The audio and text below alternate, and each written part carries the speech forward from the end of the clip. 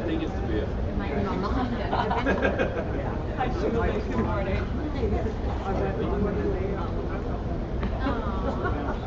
running away at the end of the afternoon. It's got the meeting, guys. Because I'm not the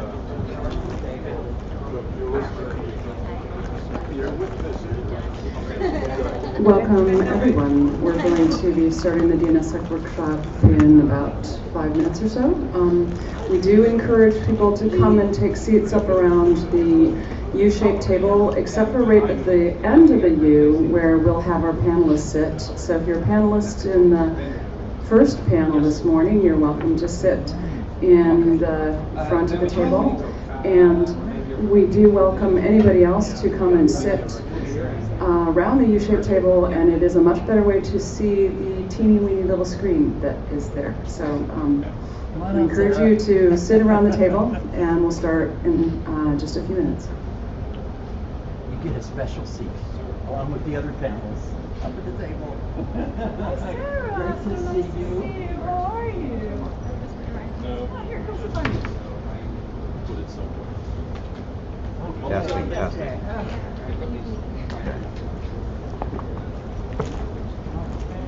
Ondrej, yeah. Yeah, those.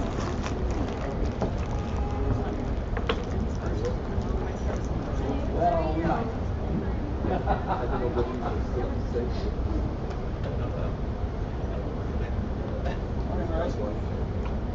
Hopefully.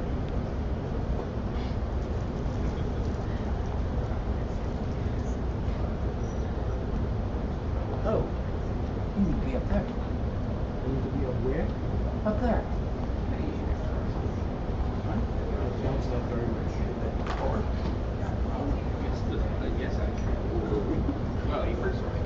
Well, he's on the payroll. He's on the payroll. Yeah, okay. No, Hi, really. Ron. All the panelists up Oh, there. you want the panelists up there? Yeah, for the first what he panel. said. Then you can come back and sit here Oh, after yeah, this. save my Fine. seat though. Yeah, put your bag there. We want to showcase our panelists. I already talked to I forgot my towel though.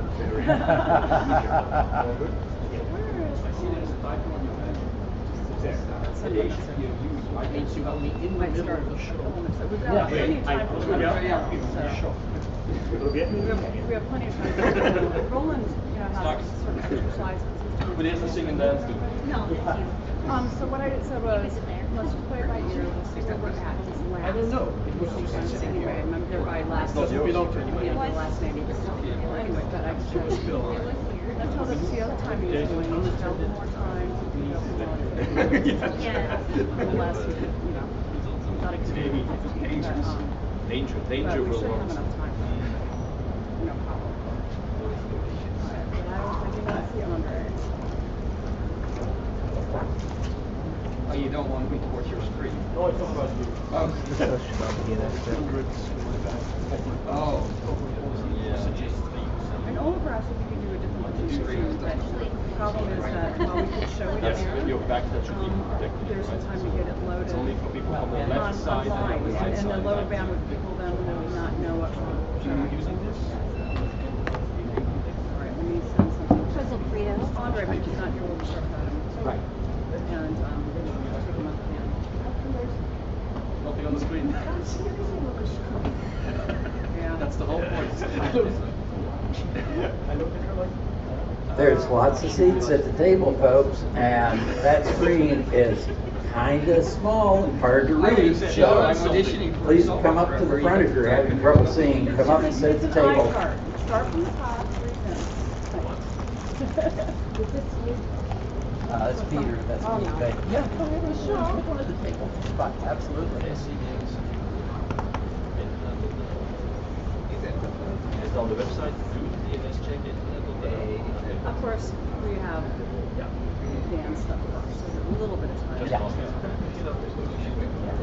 Yeah. No more option. Yes. No, we're saying everybody should come up. I can It's see just the fine front if I seats go that we this say we far. can. Yeah. Old enough. Wij hebben dat zonder de spatie zetten. Is liever om het The trouble is, I'm nearsighted. My glasses can't take it. And my colleagues are teasing me. All right. And my patient says, I should do this. She like this. She's only reading glasses. Yeah, we're just missing, so Ondrej, we should probably have Ondrej here. Yeah. Yeah. That's All right. Can we, audio? Oh, where's your? Audio first. Can you bring, all right. So good morning, everyone. Welcome to this DNSSEC workshop here at ICANN 54. Are we good to go, Julie? Yes. We should say thank you to everybody who's coming here. I see a number of familiar faces and some not so familiar faces. So we're going to be talking here for the scope of these 6 hours on a whole range of topics. You're obviously welcome to come and go as you wish. There's an agenda that you all should have. I would second the call that Russ made earlier, that we'd encourage people to come up and sit around the table. The slides that many people will be presenting are going to be up there in that screen that you see there. And if you're in the back there, like Dwayne, you could come up here and join us if you want to. Or Wes, what are you doing back there, man? You're not going to see those things. Oh, he has to leave. Okay, well, anyway, as you might tell, some of us have been here for a while and we know each other. But you're welcome to come up and join us. There's no special invitations needed, and you're welcome to be here. We will have lunch in here and some other pieces. So let me start. My name is Dan York. I'm with the Internet Society, part of the program committee that puts this together. Let me give you a little bit of information. This is the session is going on here. You can get the slides, if you can't see them all the way up there, at the page that is shown up here. The slides are all available there for the different sessions. The audio streams are also there. We also are doing some live video streams out on YouTube, just so people could see the shiny faces of all of us who are here and those kind of things. That's actually streaming from that webcam right there, so we'll see how that goes. Those are out and available. The program committee that is, sorry guys, you're being recorded for posterity. Well, you always were anyway. This is being recorded, we should say, on a couple of forms. Yes, it's on YouTube now on this, but it will also be recorded and available from the ICANN program page here as well as part of that screen. So the program committee members, who's here in the audience who can bust through here? Jacques, who else is here? Shiro, who comes into our calls from odd hours in Japan to join us. He gets the award for that. A number of other folks. This group has been working together for a good number of years to try to put these programs on. They're the ones you should thank for the sessions today as you hear them and work with them and listen to them. We are obviously here for this. We'll be getting going then soon as well for planning for the next session. So at ICANN 55 in Marrakesh. So as you listen today, and as you hear some of these sessions and you think, oh, I could present on this topic, or I have a great idea, then consider it, because we'll be putting out a call for proposals soon, and we'll be looking for people to come and present at the next event. The luncheon we're going to have, you can see the food is starting to be, or well, the things are put up there, whatever you call those things, warmers, the dishes, yes, those things are out there. We will be having lunch, and it is brought to us by these 5 great companies: Affilius, CIRA, DENIC, and SIDN. So we have them to thank, and here, let's give a round of applause for them. They are the folks that bring you food, so that way you're able to continue to be here and have the great conversations and things that we do. I will mention, as it says there, we are looking for one sponsor to join the ranks of those companies. We need about 5 of these sponsors to be able to fund this for the course of the year. So if anybody is interested in having their company listed among these names and helping sponsor the 3 that are there, and also getting on, your names are on the back of this, I should say, you will see here. If you would like to be among those very few companies that help make this and have the undying gratitude of the DNSSEC community, please talk to me, because we will need somebody for starting in Marrakesh and going on from there. And thank you to the other 4 who are continuing. The one who's changing is .SE, who has been sponsoring these for 10 years, and they have done a phenomenal amount to help with all this, but Anne-Marie has said that they would like to take a little break and lend that spot to somebody else. So please talk to me. We also want to say thank you to Affilius, although I don't see Jim Galvin or anybody from Affilius here I can thank. not directly. But when you see Jim, thank him, because his company sponsored the gathering that we had the other night.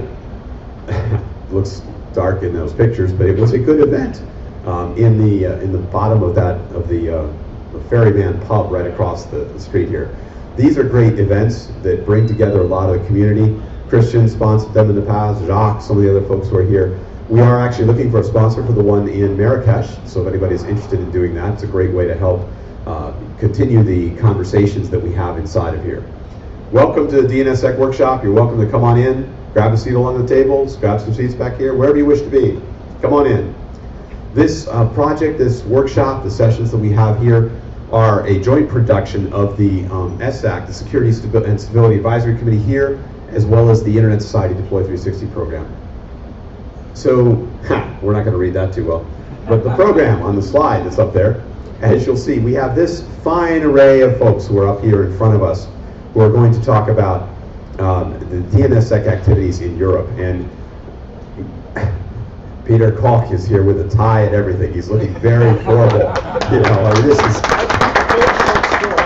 yeah, I'll tell you, you know, this is great. So we have a range of characters up here who are going to talk to us about what's happening at DNSSEC in Europe.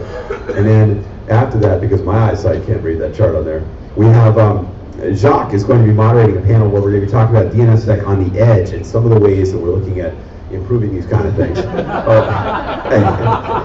Here we have Roy. New Facebook profile for Peter. And then we're going to have our lunch break. We're going to have our lunch break, and then we're going to get into a session where we're going to talk about DNSSEC and applications. We have a number of people who are going to be doing some things. I'm told there might even be a demo or two in here, maybe even live demos. So we'll see how that always goes. Those always add entertainment value to us. And then Cristian Hesselman is going to come back up at the end and talk a bit more about mechanisms around stimulating DNSSEC deployment, some of the items he's had in .nl and other questions, I think, for the larger community about how we do that.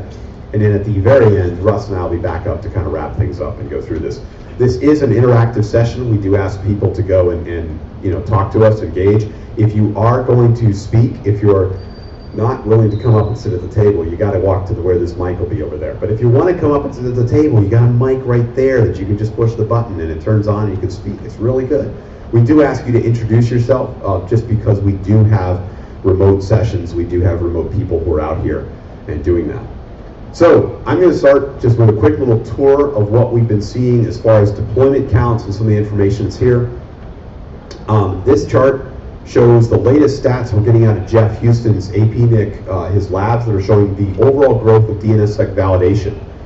And right now, his queries are showing that it's about 14% of all DNS queries globally are being validated. You'll see there's a little dip in there. It's partly because the way that Jeff measures it is with Google Ads and some of the pieces that are there.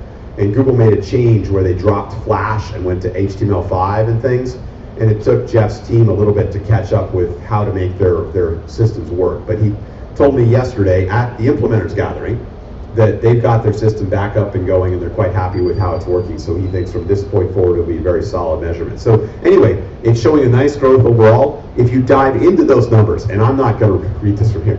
Okay, if we look at these numbers again, we'll see that in some places, overall, we've got really good validation happening, you know, to a degree of about 31% closely in Eastern Africa. Now, we'll dive into that a little bit and see a little bit more of what's going on in there. But some of the areas that we're seeing these kind of ranges, one interesting thing about Jeff's graph is he also charts who's using Google's public DNS, the 8.8, et cetera, because he's seen that that has a lot of people involved with it. And so if we look at, for instance, Europe, one of the interesting aspects is you can see where you have DNSSEC validation, and the things I'm always looking for is a high percentage of validation and actually, quite honestly, a low percentage of Google Public DNS, which means that more of the ISPs in the region are actually deploying it. And so, for instance, if we look at Sweden, it says that it's about 77% of all DNS queries coming out of that area are validating, and only 7.5% are Google to Public DNS. So that means all of those other queries are either coming from the ISPs in Sweden or you know, I guess another public DNS. But we're seeing some really great uptake on this. Now, Rick Lamb, who's in the back there, has his charts that are showing the continued, we love this hockey stick, right, at the top level domains, but of course that's all the new GTLDs that are coming out, right, so they're all coming out signed from the get-go, and so we're seeing this uptick that's happening there. But if we're looking for stats, we're now at 84% of top level domains are all signed in some way.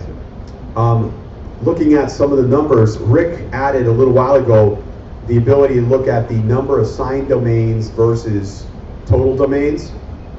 And we've got some numbers in here that show, for instance, that the most domains signed in the world belong to .nl. Woohoo! Okay. And they're coming in about 2.5 million domains signed inside there, which Rick's stats have about 44%. And then we go on down from here. So we're seeing other ones that are in here. We've got Ondrej with .cz or CZ, other folks who are around here, .org, others. Now, Rick's data only has the sources that he can get. So we can't get information from everybody. So they're part of that, and you can see some of those. Interestingly, too, look, we are seeing some uptick in the new GTLDs. One that's interesting is the OVH. I don't know if anybody's connected them. It's a, are you? Okay. So it's a TLD that starts out in like signing and hosting and doing all those kind of things. And so they've had a large percentage of the new GTLDs under there. And an interesting other one was .bank. I've not had much dealing with them, but I know that part of their whole premise was that you would wind up with secure from the start and all this kind of thing. And so all of their domains right now, the 2,500 or so in that new GTLD are all DNSSEC signed. So kind of interesting things to do this. Koch, what are you doing, man? Look there, Dublin Right. sunshine. So for people who are remote, Peter has just put on sunglasses. So all right, here we go.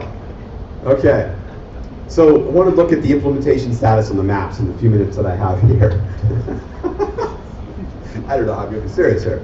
Okay, so in our maps that we look at the experimental announced partial, which means that the zone is signed, but there's no DS in the root.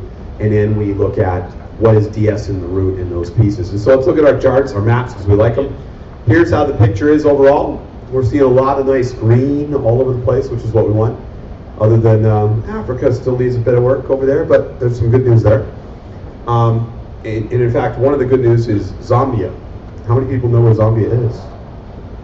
Well, Africa, yes, thank you, that was good. All right, step one, since the chart is Africa. Anybody know? It's your test. Which green spot is Zambia, do you know? Just testing. The bottom one. Well, The one on the right. the one on the right. No, actually, Zambia's here in the in this area. But they just signed in October. So our newest CCTLD that has joined the ranks of the secure CCTLD. So kudos to Zambia on that one. In Asia Pacific, nothing has really changed since the last time we were standing up here. Europe, nice and green all over the place. We've got a few little spaces to fill in, but overall pretty good. Latin America, we had two changes since the last time. One was Mexico signed. It had a number of. It's been working on it for a while, but they signed. They actually went operational. Did those kind of things. And Uruguay, as well, joined in August. I'll ask the question: where's Uruguay? South Africa or South America? North of Argentina. Right. All right. Good deal. All right. And North America hasn't changed. There we go. The deployment maps are out there that we have. You can get to them. You can get these every week if you'd like to see the new maps, and you can always go and download new copies. And I think that's all I have. I have started up a little events calendar on the DNSSEC-deployment.org site. If you have an event that is related to DNSSEC, you are welcome to send it to me, and I will be glad to add it to this calendar so we can have that information up there. And one last thing to mention. We had a hackathon. There was a hackathon at IETF 93 in Prague, and a number of us were there participating in this program. I see Sarah's back there.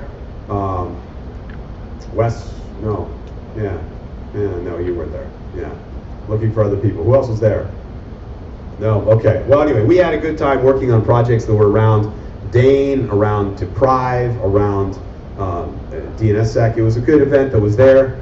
We had a bunch of things. These are one of the slides. We actually had a bunch of public releases of software coming out of this 2-day hackathon. Some new software people released. And I mention this because coming up at IETF 94, how many people are going to Yokohama for IETF 94? A number of folks, okay. Well, if you're able to come in the weekend before, yes, it's Halloween, but if you are, you'll be able to participate in the hackathon that's going on there, which is a time when people are just working on code. And I know Alison Mankin is looking to organize another group to go and do it. Hey, the DNSSEC team actually won. We were awarded the best in show, I guess, or whatever, for the events that we put together. So it's kind of cool. Anyway, that brings me to the end of my slides, except to mention that we still do have the DNSSEC history project around out there. If you're interested in helping out with that, I'd love some help. That's all. So I'm going to turn it over to Russ. Oh, no, Julie wants to say something. Just a couple of logistic things. So you have a program, and on the back of your program is a ticket, and that's your ticket to lunch. Now lunch is in this room, and so if you choose to sit in this room for 6 hours or however many, well, not 6 hours to lunch, but if you don't go anywhere, then you won't need the ticket. But if you leave the room, you need your ticket so that you can get back in and have lunch. So anyway, hang on to that if you do leave. And also, I'm not sure if Dan mentioned, but we will indeed have a quiz, the DNSSEC DNS quiz, and Roy Ahrens is going to be doing that. So the program actually should say Roy, but we didn't have time to change it. So Roy, thank you so much. You're welcome. And while we're here, I want to say thank you to two other people. One is Julie over here, and also Kathy, who have been helping us with making this program possible. So it would not be possible without their assistance to make all that happen. So thank you both.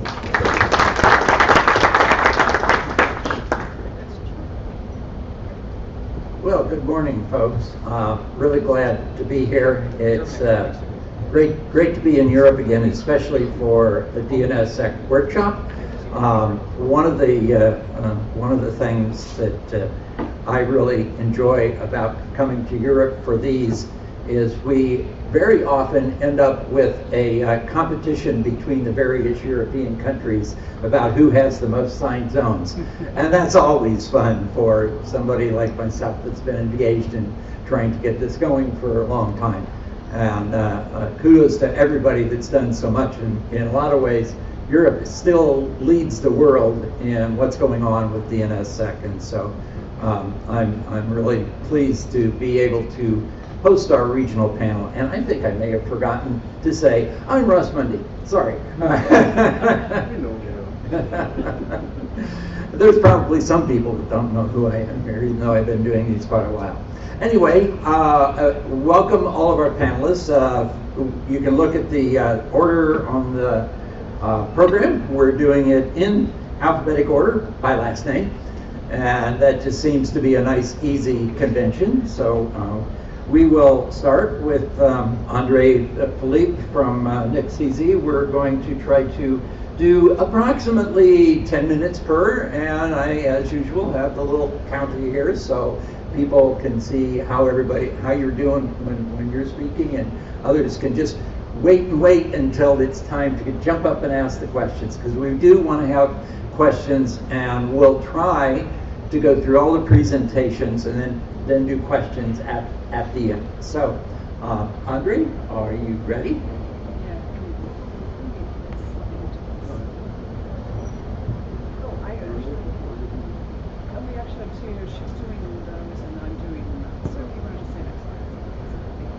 Okay, thank you very much. So my name is Ondrej Filip. I'm coming from Czech Republic, and yeah, we sort of used to be the leaders of the DNSSEC. Not anymore. We are beaten by Dutch very horribly. I'm sorry to say that, but it's true. So next slide, please. And the problem is that I think we have like 38% of signed domains, and unfortunately it's roughly the same number that I reported 2 years ago. So we had very fast a quick rise at the beginning, and now we are stagnating a little bit. It doesn't mean we are not working on DNSSEC, but it just says that we sort of utilize all possible ways how to quickly make those numbers, because the majority of those domains are domains that are hosted by large registrators or DNS providers, and they are quickly able to make it. The rest of the domains are split among a lot of multiple DNS servers which are out of control of the registrar, so it's not so easy to force those people to sign in. Although we were able to sort of, I wouldn't say force, but let's say cooperate with many important sites in the Czech Republic, mainly newspapers. Almost all newspapers, like websites, are assigned in Czech Republic. The same for some major banks. Banks are quite complicated, we still need to work with them, but it's quite okay. All Czech registrars, or almost all that matters, support DNSSEC, and they sign by default, so that's why the number looks as it looks. And DNSSEC is quite good topic in the Czech Republic. We are sort of able to lobby for including this into digital Czech, which is the digital strategy for the Czech Republic. Actually, we should now start to say Czechia, because that's a new short term for Czech Republic. I don't know how it sounds for native English speakers, but that's a new invention. So digital Czechia 2.0, and also in a recent cybersecurity strategy. So there's mentioning that the government will support DNSSEC and its deployment everywhere. Next slide, please. The percentage of validating resolvers is a little bit better than the number of signed domains, so almost 50% of resolvers. But if you look at the numbers of the queries, it's even better. That's caused by the fact that all major ISPs are validating. I mean, all cell phone operators and incumbent operator. So it's really good. We are still working on it, but again, there's the same problem. You can easily talk to big guys and bring arguments why they should validate, but you cannot reach all those thousands of the small ones. So we are still trying to reach them, but it's of course it goes much slower than at the beginning. But I think really, if you connect to the internet in the Czech Republic, very probably your resolver of your ISPs will validate for you. So that's pretty good. Next slide, please. So we are now concentrating not exactly on all situations, but we are trying to help the others. As you know, we are more software house than an internet registry, and so we are developing a lot of stuff, and also we have some small attached registry to our company. And one of the software we developed is called NotDNS, the alternative resolver.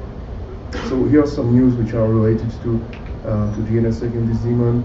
First of all, we switched from GNU-TLS to GNU-TLS instead of OpenSSL, and in version 2.0 we introduced a key and signature policy framework. So that means that you just define some policy. For example, this domain should be signed, and the key should be rotated in 14 days. And then you just add this policy to a zone, and NotDNS deals this procedure completely automatically. So it generates keys, makes the rotation and stuff like that, pre-population and so on. So it works very well and helps to deploy DNSSEC for people that are not so technically aware of it. Next slide, please. And we are pretty close to release version 2.1, which has some another features. And that's mainly DNSSEC online signing. We made a special module that helps the ISPs that have that deploy IPv6 and need to have correct reverse DNS, correct PTR records for all the IP addresses. And as you know, the space of IPv6 addresses is vast, so you cannot regenerate the zone, but we create a zone on file online.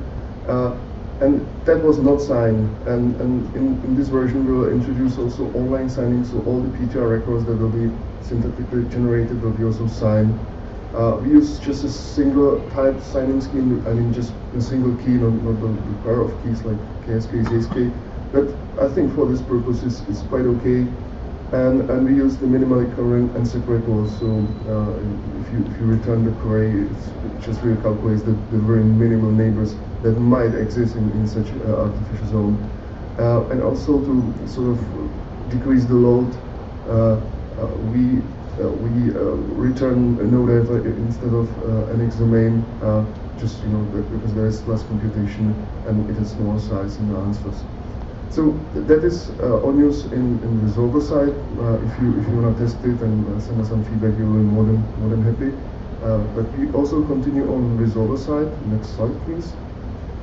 And we are really close to release some sort of public, or let's say, numbered version of not-DNS resolver. If you want to play with that, it's because it's working. Honestly, I'm using it on my laptop. Ondrej, who is leading the team, is the ugly man there in the back. At the back, he's also using that, so it works for us at least. And we are trying to debate as much as possible. But so if you want to test it, please do. We have quite nice documentation. I think that's one of the strengths we have. So here is the URL. You can read it, and it's really very modular platform for DNS surveys. We include in point of DNSSEC, we support the important RFCs like 5011 and also the negative test anchors. So I think it's pretty modern, written in C plus some Lua extension, and it's quite fast. As usually, if we start some project, we have a plan. So for this project, we plan to make the fastest resolver in the world, of course. So I think we are quite good in that. It's not so bad. So test it now internally, and we have a network of small routers. It's called the Tourist project. So we would like to deploy DNS resolver on them. Just to have huge testing bed for non-DNS resolver. So it's going to happen soon. First it will be voluntary, and when we are sure that it's working very well, we will switch to towards by default option for tourists. Next slide, please. So that's all from my side. Thank you very much, and if you have any question, I'm happy to answer them.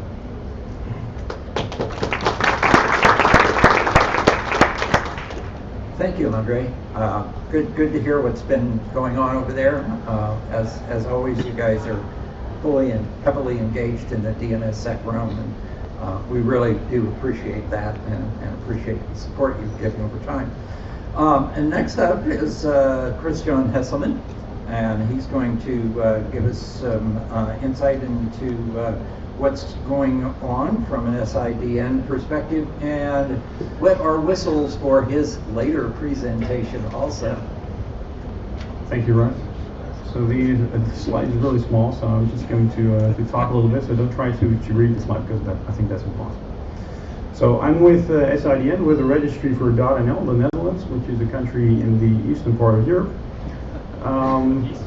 Western part, sorry. I couldn't read from this distance.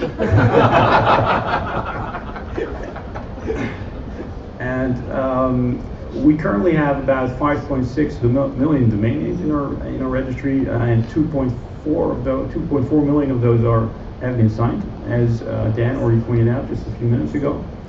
Ondrej mentioned that we kind of beat the Czech with the in numbers of signings, but actually the Czech beat us in terms of validation, actual validation, because that's our major. So we need to talk later on, by the way. That's the major challenge that we have right now at SIDN, which is how can we stimulate validation, because we know that almost none of the ISPs in the Netherlands have validating resolvers in their production environments.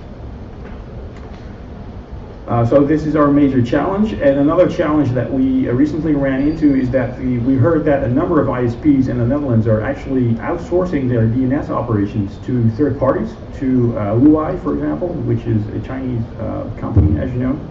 So this makes the ecosystem even more complex and difficult to find out who to talk to.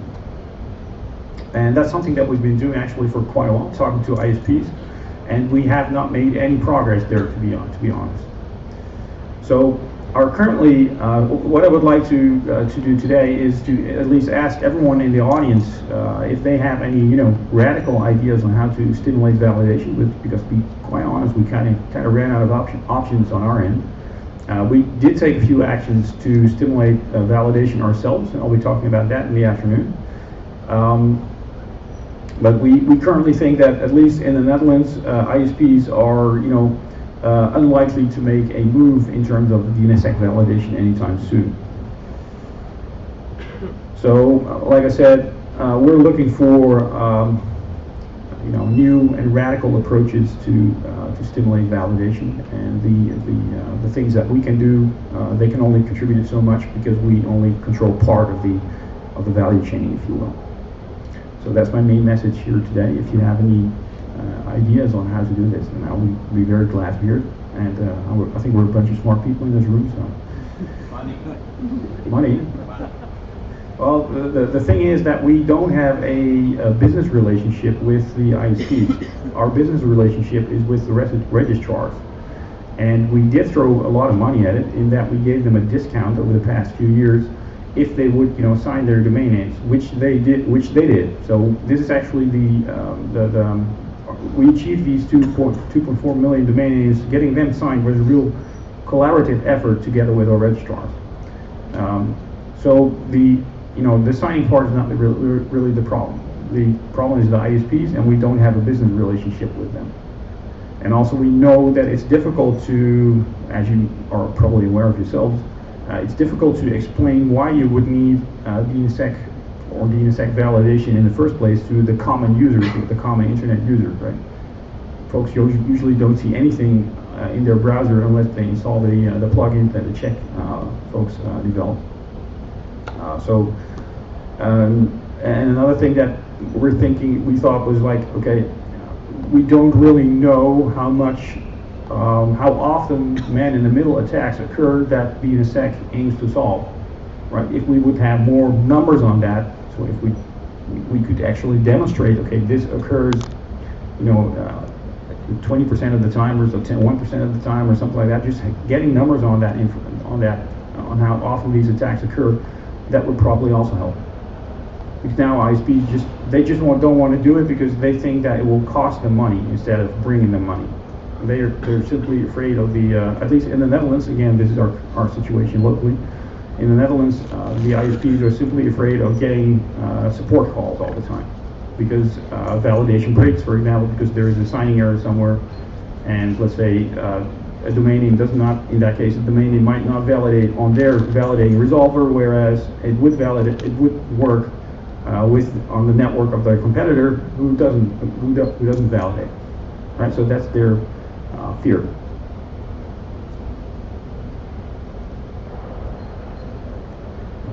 So I think Ondrej, you may want to comment here. Yeah, honestly, it's a really tough job, but we came with two things that help it very a lot. First of all, because exactly the ISPs in the Czech Republic had the same fear that we will have troubles with broken signatures, not validated, not very well validated, bogus signatures. So what we did, we created a tool that goes through all zone every day and checks all the signed domains. And if there's something, some bogus domain, there are two possible reactions. Either we just delete the DS record if you know that this is this belongs to some ISP, which is also some registrar or some DNS provider that is not cooperative with us, and just inform them that it was broken and it was deleted. It has to be bogus for a certain time, of course, not immediately. Or if it's a registrar that has very close relationship with us, we just have some channel help to inform him, and again they can say, yeah, either we will fix it or please delete the DS records for us.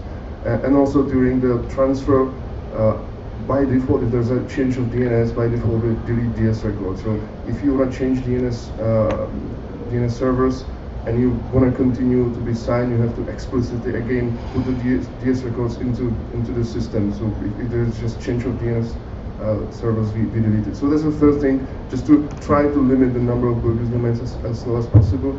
And second thing, we created sort of prestige club of ISPs, which is called Phoenix. It's associated with our Prague exchange point. And to be able to join this club and to be able to verbal and trustworthy provider, you need to validate and you need to support DNSSEC on your web pages and stuff like that. So we sort of created security as a prestige thing, and those companies are joining the club because they wanna be better than the others. So that's how it worked in Czech Republic. Well, that's actually quite a big similarity to how things work in the Netherlands, because we also have this tool that you talked about. I'll be saying a few words about that in the afternoon. And we also have the check mark when you want to transfer a domain name. We also have implemented secure transfers through EPP key relay, so that also works. And we also have this what you call Project Phoenix. I think that's in the Netherlands. That's called the Trusted Networks Initiative. So that's very similar, except that the Trusted Networks Initiative, it does not have the requirement for members to turn on validation, and that might actually be a good idea. Well, thank you to Cristian and Ondrej. This is great, having an exchange between the leading country with the most signed zones and the leading country with the most validation. That's great. Thank you. Okay, and next up we have Peter Janssen from .eu, and he's going to let us know what's going on there. Thank you. Thank you, Russ. Good morning. My name is Peter Janssen. I'm with EURid. EURid being the .eu registry. I used to say we're a young registry. We only exist 10 years, but of course with the new GTLD program, young becomes very relative all of a sudden again. So nevertheless, if you compare us with the existing CCTLDs, of most of the existing CCTLDs, we're relatively young. As I said, 10 years, while all the other CCTLDs exist for literally decades. Next slide, please. Obviously, we cover Europe, or actually European Union, which is not exactly the same thing, but it's almost the whole of Europe. So we sort of piggyback on all these fantastic initiatives and things that have been done by, amongst others, the Czechs, the Dutch, the Swedish registry, because a lot of registrars that actually are a registrar with the .se, .nl or .cz registry actually are also registrars with us and registered .eu domain name. So by very definition, we sort of benefit from all these things. Bit about the timeline. We started accepting DNS key material in June 2010. We made it into the root with our DS records in September of that same year. And if you look at May 2014, which is it's a bit more than a year ago, we had 6.9, if you can read correctly here, of the .eu domain name space, let's call it like that, had been signed. And this year, October 2015, that has risen to 9%. Next slide, please. What are the vectors, let's call it like that, which play in this space, in the DNSSEC adoption space? And essentially, you have registrars. On the right side, you have all the issues that registrars bring up as being an issue when they want to deploy, or when they are asked to deploy DNSSEC hardware, software, complexity of the solutions. Procedures need to be in place, because it used to be, if you wouldn't touch a DNS zone for 10 years, it would keep on working for 10 years. Now, in this world where the zone is DNSSEC signed, if you don't touch it for 10 years, most probably it won't be working anymore 10 years down the range. On the other hand, on the far left, you find the end users, which have mostly no clue about what DNSSEC is, and really they really shouldn't be caring anyway. They just want their internet to work, and they want to have a secure environment, if at least they think about it. But no end user is explicitly asking for, hey, I want my domain name, or I want my resolver to validate, or whatever. So what have we been doing in the past? We have been doing, I think what most of the other registries have been doing. DNSSEC workshops to spread the word what DNSSEC is, why it is a good thing, e-learning and training. Like Cristian said as well, we have been doing a DNSSEC discount, and if you take the next slide, there is a next slide, thank you. That is a timeline of signed domain names, and where about the cursor is a bit to the left, you see this steep going up. That's where we, a bit before announced that we would be giving a DNSSEC discount, and as with the .nl registry, we have seen that money talks, in the sense that we have been giving out or giving back money to registrars if they would indeed be signing their domain names. So for each signed domain name, they get a little discount on the yearly renewal fee, and as you can see, it works. And the little things going up now and then is actually a registrar getting it and signing his complete zone, and then you see from one day and the other, actually this little jump up because they have signed all the domain names. Next slide, please. Right, I was trying, what is this? This is the percentage of the domain names in registrar's portfolio that is signed. So on the far right, the little label there says 0%, and on the y-axis you see that 80% of all registrars has exactly 0 signed domain names. Said differently, the majority of all registrars are not doing anything in the DNSSEC world. Next slide, then we take out the two right ones to bring a bit more perspective in this slide.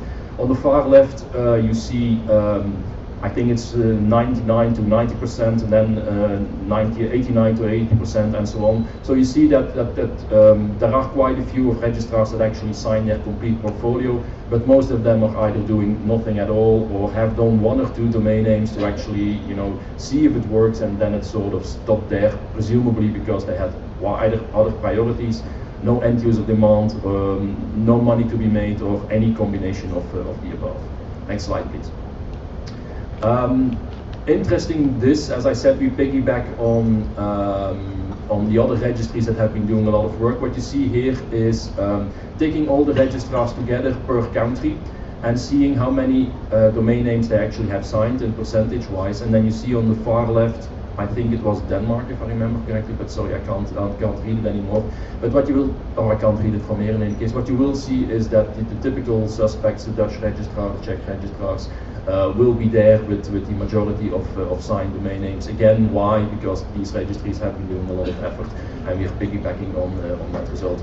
If the country is not on this slide, then there is not a single registrar in that country that actually has done anything in terms of DNSSEC. Next slide, please. So lastly, I would say we have about 3.85 million domain names, 348,000 are signed. As said on the first slide, that's 9%. If all registrars who have done something would actually sign their complete portfolio, that would boil down to some 920,000 domain names that would get signed, resulting in a roughly 1 on 3 .eu domain names that would get signed.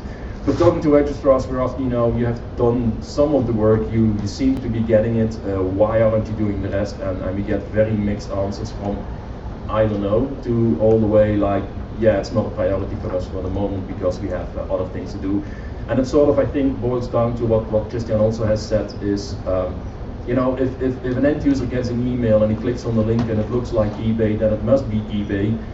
DNSSEC is not going to solve that in any which way. So as far as that is concerned, I think there are a lot of vectors of attack that are being used in the world that make people go to the wrong sites, where DNSSEC is not a solution. So registrars are, if they're doing something, they're concentrating on getting other things done than this. And that's, I think, the last slide. Next slide. Yes. Thank you. Okay, thank you very much, Peter.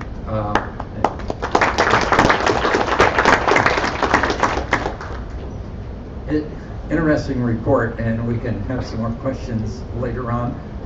And now I think we'll move to the next Peter on our panel, who has, through the gracious generosity of being the best attired person in the room with his necktie and his sunglasses as appropriate, I'd like to ask Peter Koch from the DENIC to give us an insight as to what's happening there.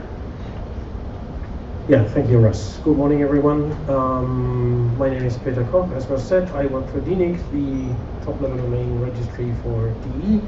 We currently have roughly 16 million second-level domains registered in our portfolio, and I'm going through some of the numbers, and I'm going to show you, next slide please.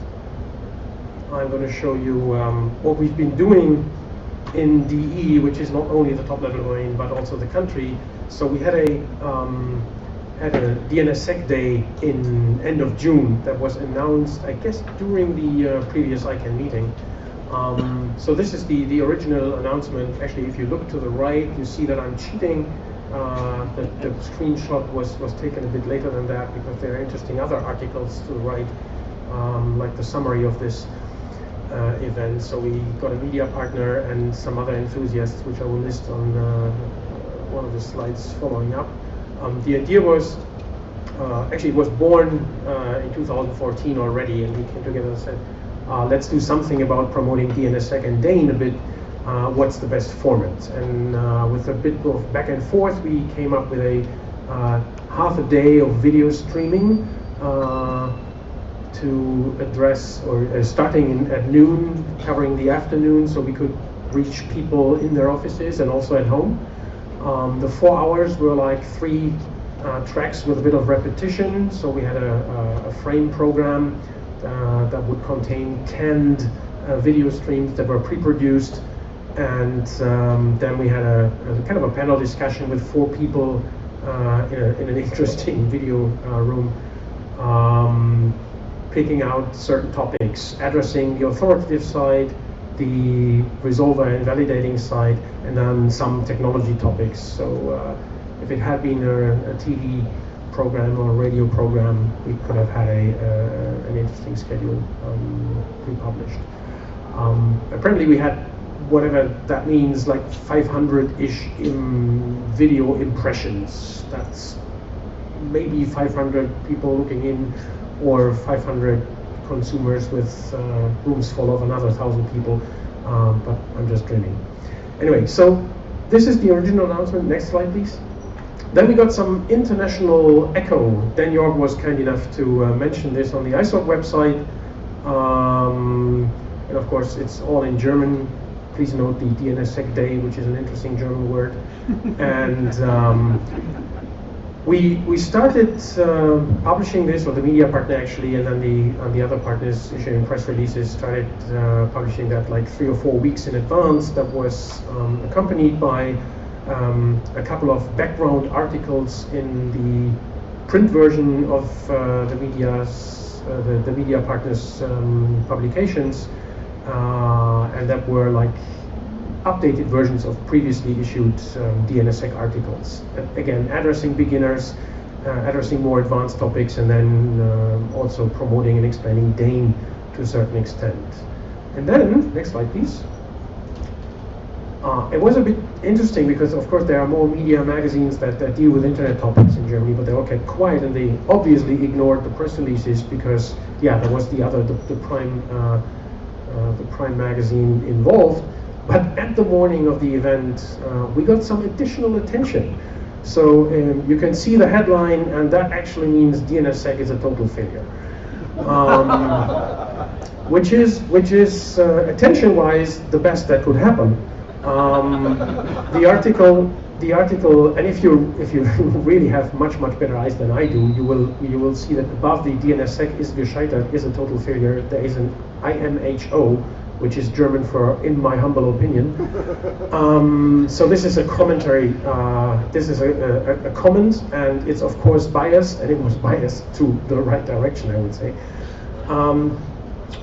Listing all, kindly actually I should say, listing all of the drawbacks and myths and failures and so on and so forth, all the criticism that has been voiced against DNSSEC, and it was kind of easy to react to that, and we were prepared to like wave this into the discussions, and we were grateful for all these keywords being placed in front of us. Not that we didn't have a script, but that was kind of helpful, and yeah, raised some attention. It was interesting to see that both of the media had web fora with discussions, and much of the discussion happened in this other medium here, and was actually telling the author that, yeah, he was so wrong and everything was fine. I wish the numbers would talk the same language, but let's get there. So who was involved? It was, now I need to look at my own slides here because my glasses are broken. So it was the Heise magazine that is probably known outside Germany as well. It was the Federal Institute for Information Security, the top-level domain registry, and some, I've named them DENIC practitioners here, Many of you may know Carsten Strothmann from Men and Mice and Patrick Kötter, who is one of the key people behind STAIN deployment in Germany. And we've been sitting together doing the panel discussion moderated by one of the editors of the online magazine. So we got questions injected also by people listening to the stream. And as I said, a couple of the myths that were there, like, oh, DNSSEC is bad because it's all 1024 RSA and that's broken and so on and so forth. But there were also some interesting operational issues that I think we could address. On my next slide, don't go there, I'll show you who is actually doing DNSSEC. And we've heard from the previous speakers that mostly registrars are active in doing DNSSEC, like signing their portfolio in part or completely. And that means that one of the main reasons behind the KSK-ZSK split, that you don't want the interaction with a parent, i.e. the registry, or you want to limit that, is probably not really met by reality as of today. So whenever a registrar is signing their portfolio, and that probably also holds for resellers, they should really consider having a single type signing scheme to avoid double stuff there. The other one is going to the same direction.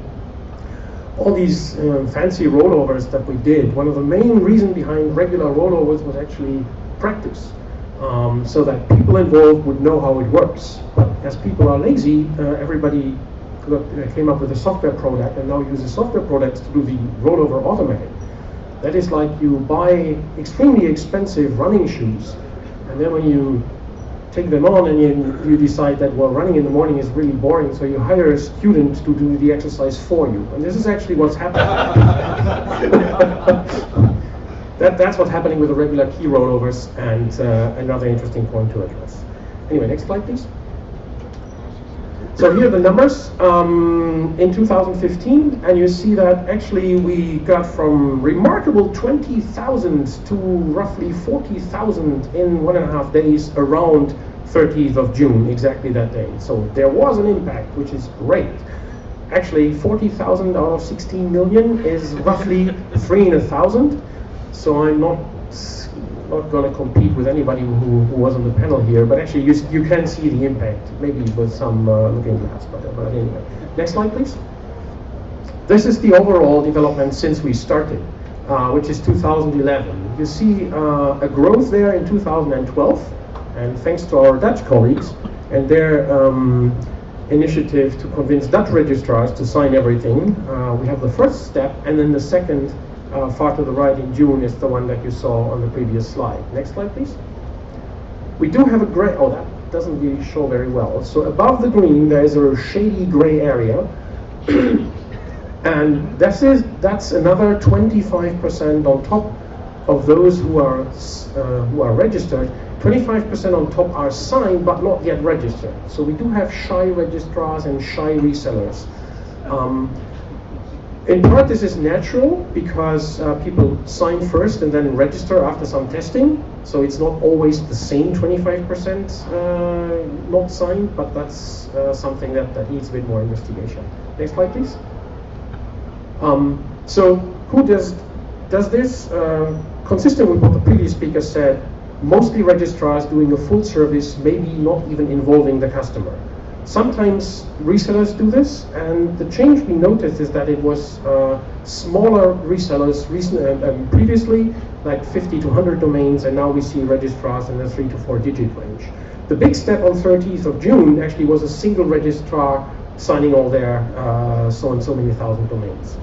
The rest is geeks, some security aware companies, rarely banks though. There's one German bank and PayPal who are signing stuff. And most importantly, I guess, in our community, email providers promoting DANE for email confidentiality.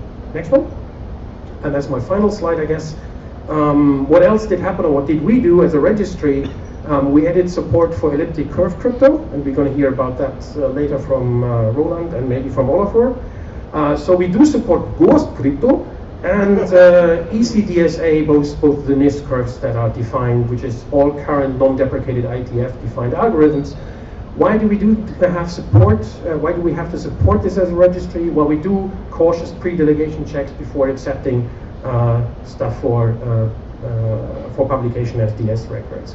We are not believing that this is ready for prime time for ourselves, and we don't recommend using ECC at the moment, given the validation situation, but I guess we can discuss that later. And that's basically it. Thank you. Thank you, Peter. Peter, I'd just like to say thank you for talking about that DNSSEC Day. It was an interesting initiative, and I commend you on it. Speaking German, I did tune in and listen for a while, and it was quite good to see. So thank you for doing that, and for reporting back here. Okay, again, Nope. thank you, Russ. Peter. And, Question. oh.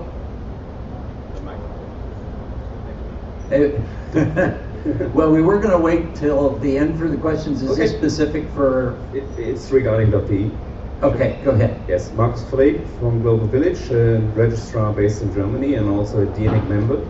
And, well, not to rain on Peter's parade here, but I actually, DENIC, you may know, is membership driven, and I tried to start a discussion if the German membership would be interested in doing something similar to what the EU, NL and CZ does, namely having a discount for DNSSEC domains, and it was turned down. And what also became apparent is that the two dominant registrars in Germany, which have far more than 50% of the market, are not interested in doing DNSSEC. So I'm afraid we're not going to see anything significant in .de anytime soon. Okay, Peter, So may I just react? I'm so probably very tight today. So, as Markus rightfully said, this is membership driven, and the financial structure and the governance structure behind that suggests, after thorough deliberation, I would say that doing the discounts would be counterproductive in a way, as in who would be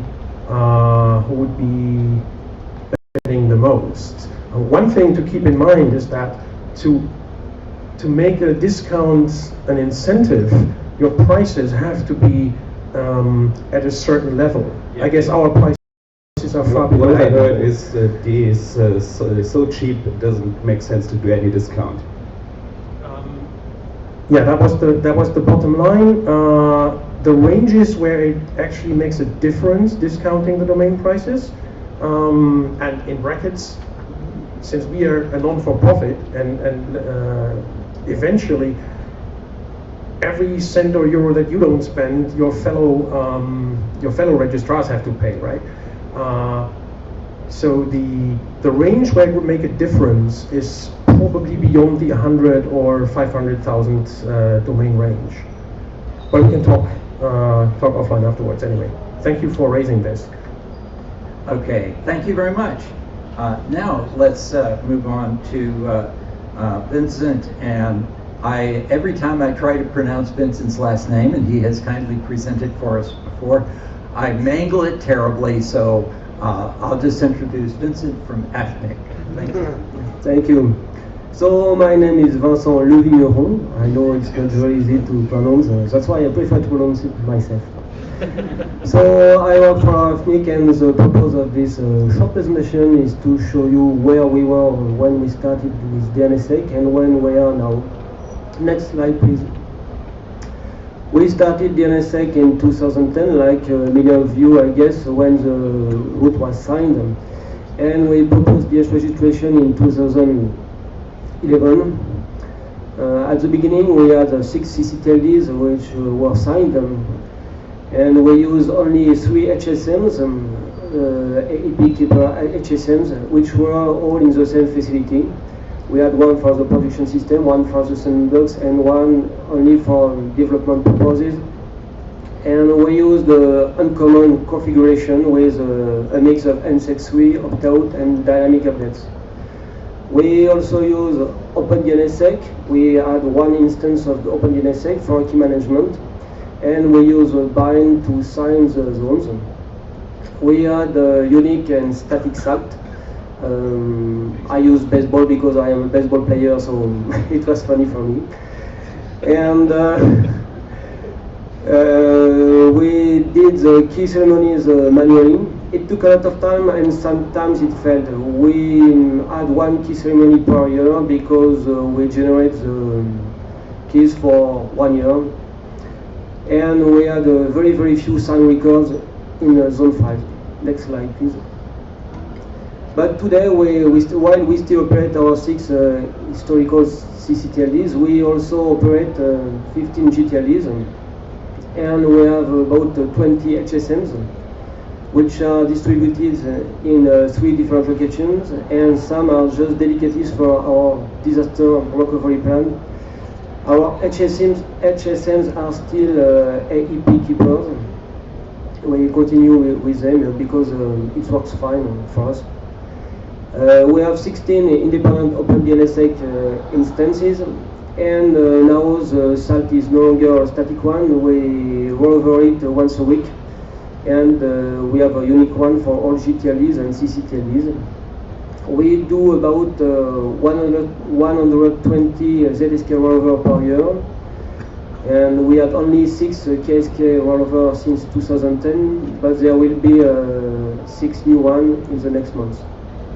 The key ceremonies are mainly automatized now, and with more than 3 million domain names, about 10% are signed. In fact, it varies from one TLD to one other. For some TLDs, we have only 1 zone signed. For some, we have more than 250,000 zones signed, and it varies from 1% to almost 50%. Next slide, please. As some of you perhaps know, AAK and SNK management can be cumbersome. That's why we decided to have the same AAK on all HSMs, which means the same operator and security officer can operate on all HSMs. And we mainly use 2 SMK because we use a load balancing tool. We have one for our GTLDs and one for our CCTLDs. In fact, HSMs are not dedicated. Some can host only 1 TLD, but others can host 8 TLDs. And each TLD uses 2 load balanced HSMs and one other for the disaster recovery plan. We cannot mix HSMs used for GTLDs with one used for CCTLDs. It's a choice because we have different SMKs. We could be, of course, it's not technically it's possible, but with our automatized system, it's not possible. For those of you who use AEP Keeper, you know there are only 32 sessions per HSM, and we need to have more than 1 session per for some TLDs. So this resource becomes critical. We still have resources left, but if we need more performances and if we have more TLDs, it's something we need to take care to have enough sessions left. And HSM battery should be changed, and we need a pen because we have many HSM to maintain. Next slide, please. We have automatized many things with DNSSEC, and we have Terra script that has been written in order to support key ceremony process. And now the key ceremony only takes 30 minutes. It took hours before, but now it's very fast. It's done in our main facility. We don't need to go in our data centers because we use a load balancer, and we don't need to access to HSM, which are data centers. And we have HSM which is dedicated only for ceremonies. And of course, for security reasons, we still need humans to set HSM online and backup keys on smart cards. And we also implemented a complete rollback because it's something that it's not a feature that doesn't exist in OpenDNSSEC and in HSM. So we can do a complete rollback of a ceremony if something fails. It happens only once, but with that feature, it's not an issue for us. Next slide, please. We do many ceremonies. We need to have a key ceremony per TLD per year, and we have scheduled that to have at least one key ceremony per month. And with a 9 operator and 9 security officers, these are the same people, they share the roles, in fact. And we have 2 special operators who operate the scripts, with also 3 master of ceremonies, and they change every month. So everybody is involved at least 2 times a year. This is very important to train people because key ceremonies can be a little stressful. So if you practice them all the time, it becomes something very easy to do.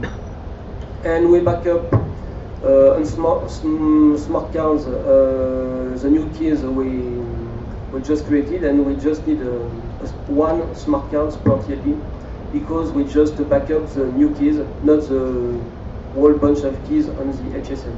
Next slide, please. Our further plans is, of course, again to improve our script because there are never enough check in script, so we need to add new securities in our scripts because we use only them. There is no more manual operation, so we need good scripts. We need to work on a battery maintenance plan because if you had to maintain the battery on the HSM, you need to send back the HSM to AP keeper. So of course, when the HSM is not here, you can have a problem. We need to add a centralized control system for all open DNSSEC and HSMs. And it's something which is partly done, but it's not completely finished. And we also need to improve our alert system in case of key exhaustion. Next slide, please. We also had other action for DNSSEC. We have for 4 years. We have a DNSSEC training program with a company called HSC. When we provide 2 days training, it's successful. And we also have a short session called DNSSEC How-To. It's just 1 day session when we practice a lot with people that go to the training course. We had one last week with about 15 people, and it was a success. We try to demystify DNSSEC. And we just launched our 3rd DNSSEC promotion plan with discount for time zone. Next slide, please, and I guess this is the last one. Thank you. I'm just in time. Excellent.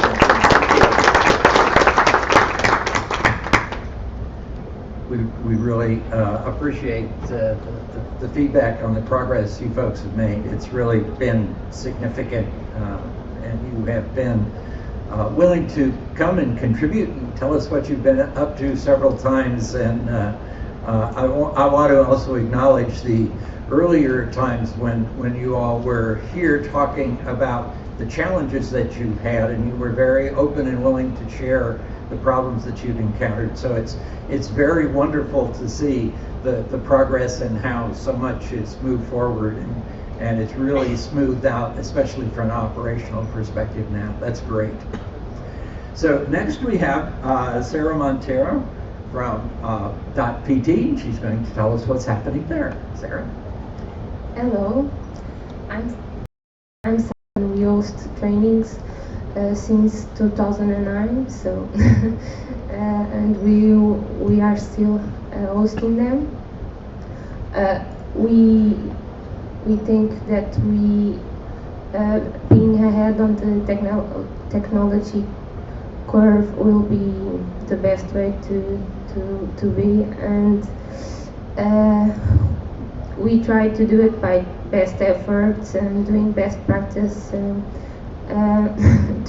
make the internet more secure, safer, reliable, and this way our customers can feel more satisfied and secure on the internet.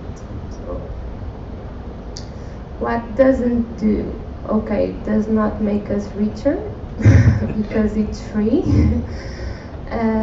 Is not simple, so it does not simplify the DNS, and it does not make our work easier. But we are tough, and we know that DNSSEC chain. We know that DNSSEC chain is complete, but it doesn't work properly without our ESP support. So we really need to pursue them.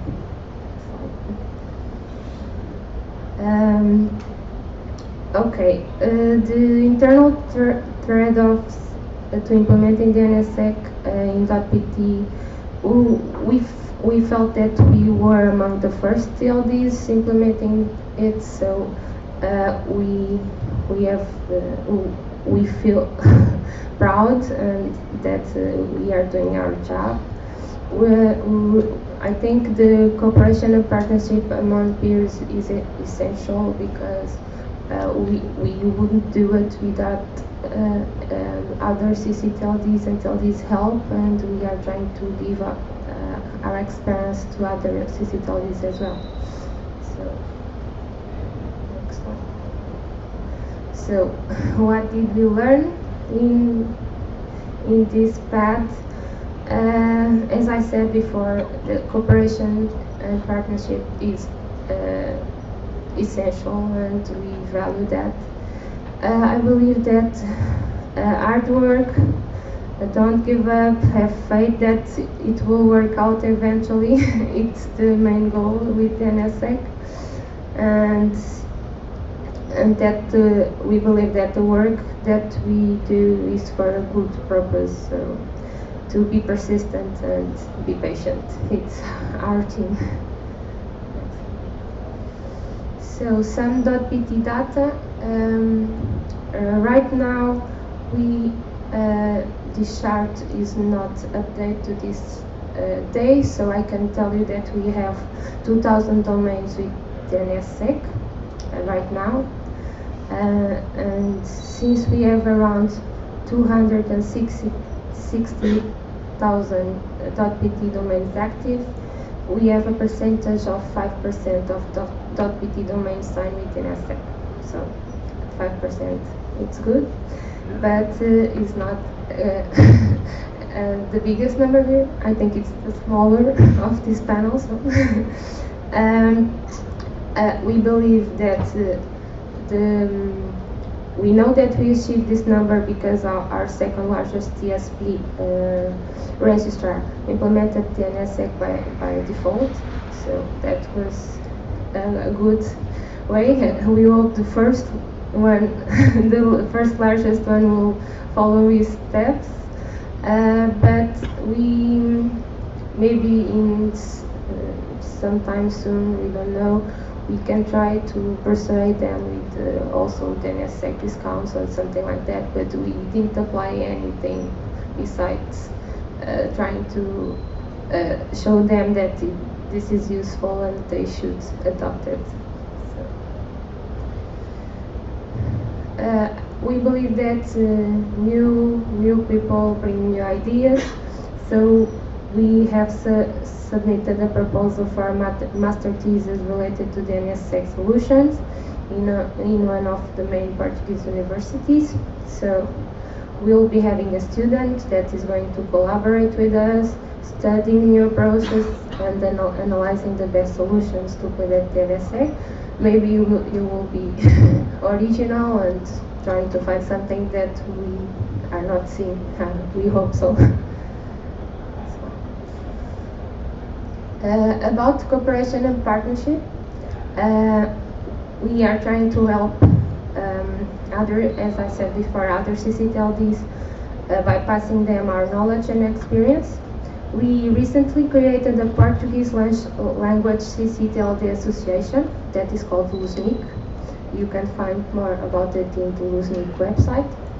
So, for these three CCTLDs that are here mentioned, they are from Africa, and concerning the .gw is the CCTLD for Guinea-Bissau.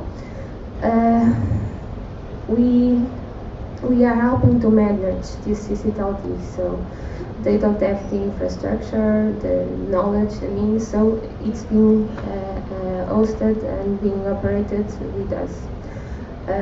So we as it's easy for us, we signed this CCTLD, but this record is not in the root zone yet, so maybe it will be one more.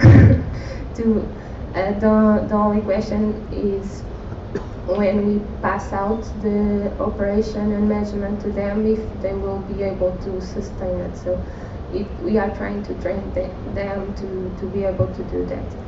Considering to .cv, Cape Verde, we are working with them since 2010, and we train, we give them training, and we believe that they have all the means to sign with DNSSEC. We are just hoping to have a green light and help them to do that. Considering to Angola, AO, they are not as evolved as the others, so we recently hosted a DNS and DNSSEC workshop to some local engineers this September, and we hope they will improve their domain name skills management with this workshop, and maybe further on we will have them more. So that's it. Thank you very much for your time and listening. Thank you, Sarah. That's great to see some of your initiatives there. They indeed are some things that I had not heard about or seen elsewhere, and the incorporation or the grouping together of Portuguese language countries is a great idea, and signing and running their zones when you can. That's wonderful. Okay, so our final panelist here is the person whose last name is even more challenging than for me than Vincent, but I know Roland as Roland from Surfnet, and I gave up even trying to pronounce his last name a few years ago. So Roland, please proceed and tell us what you're up to there. Okay, thank you. So my name is Roland van Rijswijk, I'll pronounce it properly, and actually my full name is Roland van Rijswijk Dij, since I got married, so it's a very, very long name. And I won't torture anyone with having to pronounce that. So my talk is going to be about the use of elliptic curve cryptography in DNSSEC, and I have a couple more slides than some of the other folks, so I hope you bear with me. Also, some of you will be more familiar with what I'm discussing than others, and I've tried to strike a balance, so I hope I'm not boring the knowledgeable people, and I hope I have some sort of entry-level information for the people that know less about this topic. So what we did is there's been some talk about using elliptic curve cryptography in DNSSEC for a couple of years, and it kind of started gaining some momentum when the nice folks from Cloudflare, who will be presenting today later in this session, announced that they were going to do DNSSEC at some point, and that they were going to do this using ECC. And what we decided to do, together with the University of Twente, where I'm also a researcher, is to see if, based on some measurements, we could make a case for ECC and DNSSEC, and what that case would look like. So how does it improve the situation compared to what we have now? Next slide, please. So DNSSEC deployment has taken off better in some places than in others, but for instance in the Netherlands it's taken off quite well. But there are still operational issues, and these are already well known. Issues with fragmentation, amplification, and complex key management, as Peter mentioned in his talk. And we believe that the root cause of many of these problems is the fact that most of DNSSEC exclusively uses the RSA crypto system. Use of elliptic curves was standardized in an RFC in 2012, but it has seen very little use until today. Next slide, please. So just to briefly touch on the existing issues, fragmentation. This is a well-known problem. Up to 10% of resolvers may not be able to receive fragmented responses. There are solutions available. You can set your authoritative name server to only send minimal responses. The fallback behavior in DNS resolver software has improved hugely over the years because of this, particularly because of this issue. and the RFC that describes eDNS0, which is the base protocol that DNSSEC is based on, the phrasing in that was made much stricter in the updated version 6891, particularly to address this problem. Next slide, please. So to give you an idea of what setting minimal responses does for you, this is a graph from a couple of years ago from one of Surfnet's name servers, and if you look at the top graph, the blue line, that drops steeply, and that is the decrease in average response size achieved by turning on minimal responses, and it drops from somewhere around 800-900 bytes on average to about 150 bytes on average, which is perfectly acceptable. But fragmentation still occurs. The bottom graph, and I guess it's a little bit hard to see on this screen, but this is a graph for the past month. And I made this slide before I went on holiday, so this is for most of September. And as you can see, there's a steady background noise of answers that are still getting fragmented, and that means that they are over 1500 bytes in size. And around about 0.1% of V6 responses get fragmented, and around about 0.2% of V4 responses get fragmented. Next slide, please. The other issue with DNSSEC, and this has been pointed out by many critics, and I'm sure the people that celebrated DNSSEC Day complained about this. DNSSEC is a potent amplifier. You can use it to achieve DDoS attacks. And in a study we performed last year, we looked at around about 70% of signed domains globally and measured the amplification impact that they could have. Because this buzz was going on, this has been discussed for years, but there was very little ground truth. Nobody actually bothered to measure what the effect was. So we decided to do that. And what you can see, this graph on the left-hand side is a representative sample of unsigned domains. So these are about 2.5 million domain names for which we measured the amplification for the any query. And as you can see, that's somewhere around about a factor of 5. So that's the amplification of that is pretty negligible. On the other hand, all the DNSSEC signed domains we measured where we send an any query, all of them achieve pretty high amplification levels between a factor of 40 and 60. And we set sort of a theoretical upper limit for amplification in this study, which was what you could achieve if you had a classic DNS answer that was packed to the limit of 512 bytes. And as you can see, all the DNSSEC signed domains exceed that by far. Next slide, please. Now there's been some discussion about deprecating any queries, and Latour has a draft circulating in the ITF about that, and I think it is a good idea because we once introduced that for debugging purposes. It gets abused by some pieces of software, which I shall not mention. But in DNSSEC, of course, we cannot suppress DNS key queries because they're essential to the protocol.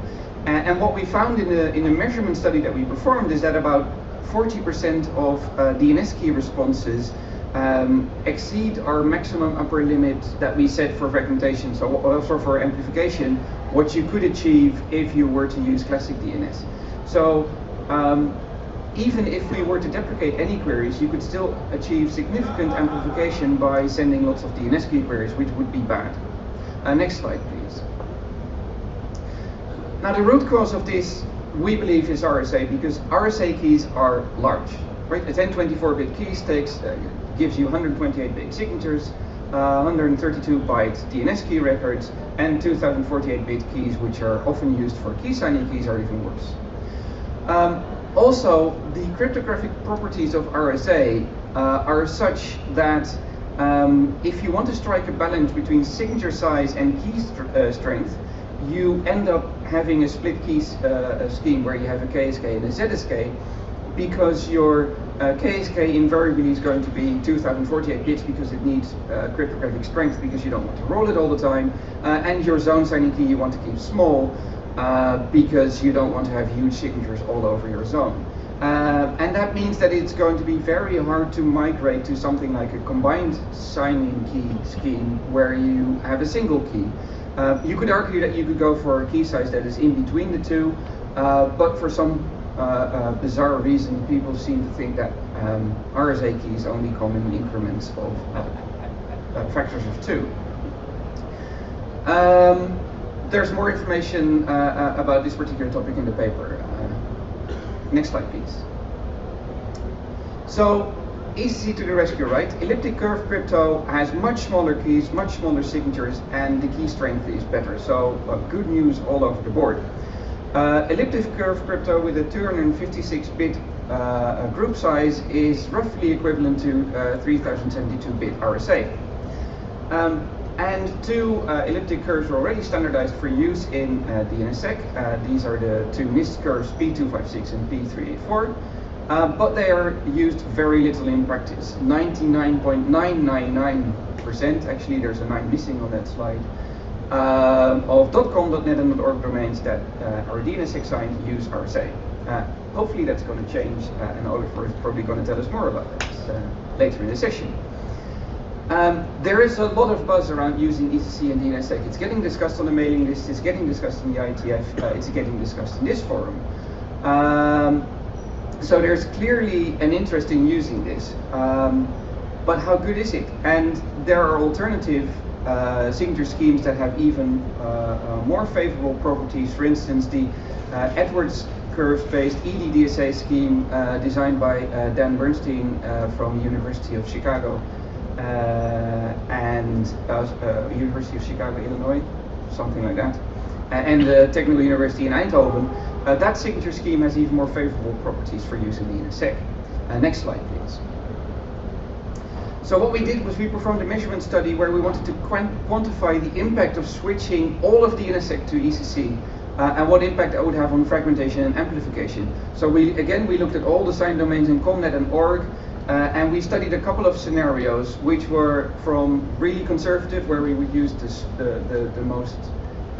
strongest keys with the most conservative key sign scheme, where you have the split between KSK and ZSK, all the way to a very innovative scheme where you would be using EDDSA, so based on the Edwards curves, with a combined signing key, and to see how this would impact the problems that we mentioned before. Next slide, please. So if you look at the impact on fragmentation, this graph shows you DNS key response sizes for some of the scenarios that I mentioned before. Now, the original responses that we got by querying all these .net and .org domains is the solid black line on the right-hand side of the graph. And what you can see is that around about 10% of DNS key responses which use RSA at this moment exceed the minimum MTU for IPv6, and around about 2% of responses exceed the MTU for Ethernet. So that means that those responses will get fragmented. And if you remember that around about 10% of resolvers may have an issue receiving these responses, that is a problem. Now, all of the ECC-based schemes achieve DNS key response sizes that are well below these limits.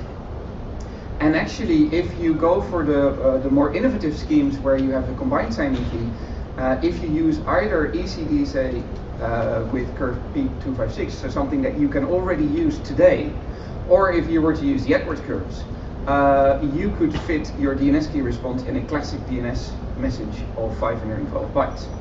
Next slide, please.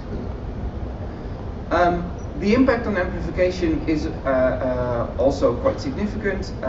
First of all, if you look at the any query, then still you can achieve quite a bit of amplification, but it is much less than you would be able to achieve with the RSA signed domains that are operated today. Next slide, please. And then if you look at the one that we cannot remedy in a simple way, which is the amplification of the DNS key query, there it's even better. Because they're switching to even the most conservative ECDSA-based scheme, which is to use the big curve P384, would give you an amplification way below what we set as an acceptable upper limit. Next slide, please. We also looked at the A and quad A responses for these particular .net and .org domains, so we queried the Apex domain, and mail. And if we were to switch to ECDSA P256, which is available today, then all of the A and quad A responses that we got back from these domains would fit in a classic DNS response. Next slide, please. So the conclusion is that switching to ECC is highly beneficial, tackles major issues in DNSSEC. It can also give you simpler key management, for which I would refer you to the paper, which I've tweeted a link to the preprint version of that. So if you're interested in that, look on Twitter. But there's one thing that we need to deal with, which is the impact on DNS resolvers. So ECC validation speeds are up to an order of magnitude slower than RSA. And there have been some improvements in this space, but still ECC is slower to validate than RSA. And we were unsure whether that was going to be a problem. So I had a student look at that over the past couple of months. He is graduating today, so I'm not going to present his, tomorrow. That's why I have to fly back tonight. So I'm not going to be presenting his work, but the bottom line is all the modeling and simulations that we did show that even though ECC is slower to validate than RSA, that is not going to be an issue with the current state of DNSSEC deployment, but it would not even be a problem if everybody adopted DNSSEC everywhere. So really there is no reason not to switch to ECC. Next slide, please. That's the same. No, here's one more slide. Yes, so I wrote a paper about this for the ACM Computer Communication Review. I think that is available, I'm not sure whether it's available free of charge, but there's a preprint version on my homepage, and I tweeted a link to that, and I'll send the link to the organizers of the session so they can share it with you. And again, I have a student graduating tomorrow, and you can expect another paper pretty soon which will summarize his results. And that was it for me. Thank you for your attention. Great, thank you, Roland. As always, doing very progressive and interesting work there. Now, we have a little less than 10 minutes for questions. Yes, right. I'm sorry, I apologize. I thought you were going to the next presentation. That's why but you said we had some questions time. So why don't you go ahead and start the questions? Okay, my name is Roy Adams for ICANN. Great presentation, thank you. I love this stuff. I would like to ask the audience and any people, any of the folks here who are associated with the top-level domain, if they can comment on plans to deploy using elliptic curve cryptography instead of RSA. Thank you. Peter, go ahead. Well, we don't have firm plans yet, but since we are in the process of purchasing UHSMs, elliptic curve support is mandatory. We've also claimed interest in ED 25519 for some of the operational properties that we think might be interesting, like no need for an entropy source and stuff like that. That's probably too technical for this discussion, but we can go ahead. The bottom line is we want to have we want to be able to have a system that can sign independently, and we can merge the zones, so we can rely on the fact that signatures are generated equally everywhere, and the crypto that we have there doesn't really provide for that.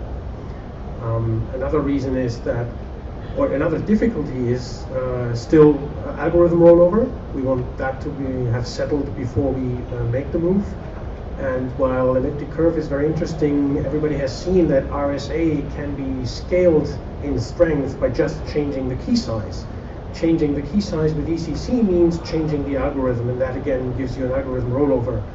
So that's a bit more complicated. In the medium to long term, we'd really love to go to ECC, but we want to see the validation side clarified and these operational issues. And we're well aware of the fact that we are pushing the loads to the edges to validation systems, and that needs to be taken into account. Roland, go ahead. Yeah. Just to comment on that, because Peter mentioned the ED 25519 scheme as well. There are already drafts circulating in the IETF, so Ondrej from CZNIC is, I think, leading a draft there. And there are also drafts for newer variants based on the same elliptic curve schemes that have bigger group sizes and are thus cryptographically stronger, but of course give you bigger signatures as well. Yeah, I was just going to say thank you for bringing this. One of the questions, and I think I see somebody at the mic who may talk about some of this. In the last session, I'd given a presentation on some of the barriers that we have for deployment of this, one of which is what you identified around the validation side. And I guess is the researcher that you talked about, did they look into more on the validation results or what's going on there? Is that? Yes, so to give you a little bit of an idea of what we had him do, was that what we wanted to know was how many signature validations you have to do on a validating resolver, because that basically is going to determine your CPU load if your CPU load increases because of the cryptographic algorithm you use. So what he did was he created a model that allows you to predict how many signature validations your resolver has to do, and then simply you measure how well the algorithm that you want to change to performs, and then you can calculate where the cutoff point is going to be. And that's actually what he did, and we then put different scenarios into that model, which was to take the current deployment scenario and then to grow that to what if all popular domains decide to sign and they use this algorithm, or what if all domains decide to sign and they use this algorithm, what is the impact going to be on the CPU load of your resolver? Well, thank you for that. I'll be curious to see more of that research, because I believe that we do need to move to using these curves. So I'm for a number of reasons. So I'm looking forward to more of that, and I think we can probably pass it to Jeff to talk about what I think he's going to talk about. Yes, Jeff is, I think, the next one in our mic line here, unless any other TLD operators wanted to respond to Roy. Okay, Jeff. Right, Jeff Houston, AFNIC. We've actually been measuring validators and their capability to actually validate in RSA and ECDSA, and we were testing protocol 13. When we did this about a year ago, we actually found that 1 in 3 end users who used validating resolvers that were capable of doing RSA, 1 in 3 of those resolvers were incapable of validating in ECDSA. So you had about a 30% drop off. Did the same test again earlier this year in March, and the number is now a little better, 1 in 5. What's going on is that there are still a lot of folk sitting behind resolvers where the OpenSSL library does not include elliptical curve. And so when it gets presented with a signature which is elliptical curve, it simply says, I'm going to treat that as unsigned, and walks away. Now, the numbers are getting better, but it is still disappointing that you're seeing around 1 in 5 users, if you went and signed with elliptical curve, they're not going to actually do validation on you. So realistically, that's another part of this problem about ECDSA. It seems a little bit of a problem to sort of jettison 1/5 of your population by changing protocols. Thanks. Okay, thank you, Jeff. Any of the panelists or respond? Oh, okay. Paul, go ahead. Paul Wouters, Red Hat. The biggest problem I think right now for ECC is that you cannot actually, most people cannot do an algorithm roll because their software doesn't support it. So like, for instance, a lot of people use OpenDNSSEC and doesn't actually support an algorithm rollover. So people cannot move from RSA to ECC, just like, in fact, people cannot move from RSA SHA-1 to RSA SHA-256, which a lot of people would like to do because then you can on the fly decide on between NSEC and NSEC3. So that is one of the bigger problems. And with my vendor hat on, I can say that people tend to not move to 0 versions of our operating system. So RHEL 7.0 wasn't very popular, which was sort of the first version where we introduced ECC. So hopefully that will get better soon. And also the ECC got backported to RHEL 6. So hopefully we'll see a little more deployment there. Then the next thing I want to say is the slide that has this title, basically, RSA kills people. I would like to change it a little bit and say adding security to DNS kills people. Ondrej CZNIC. The draft that Roland mentioned will be updated in a couple of days because Simon Josephson has updated his draft we depend upon. But we couldn't make it in to the draft cut-off time.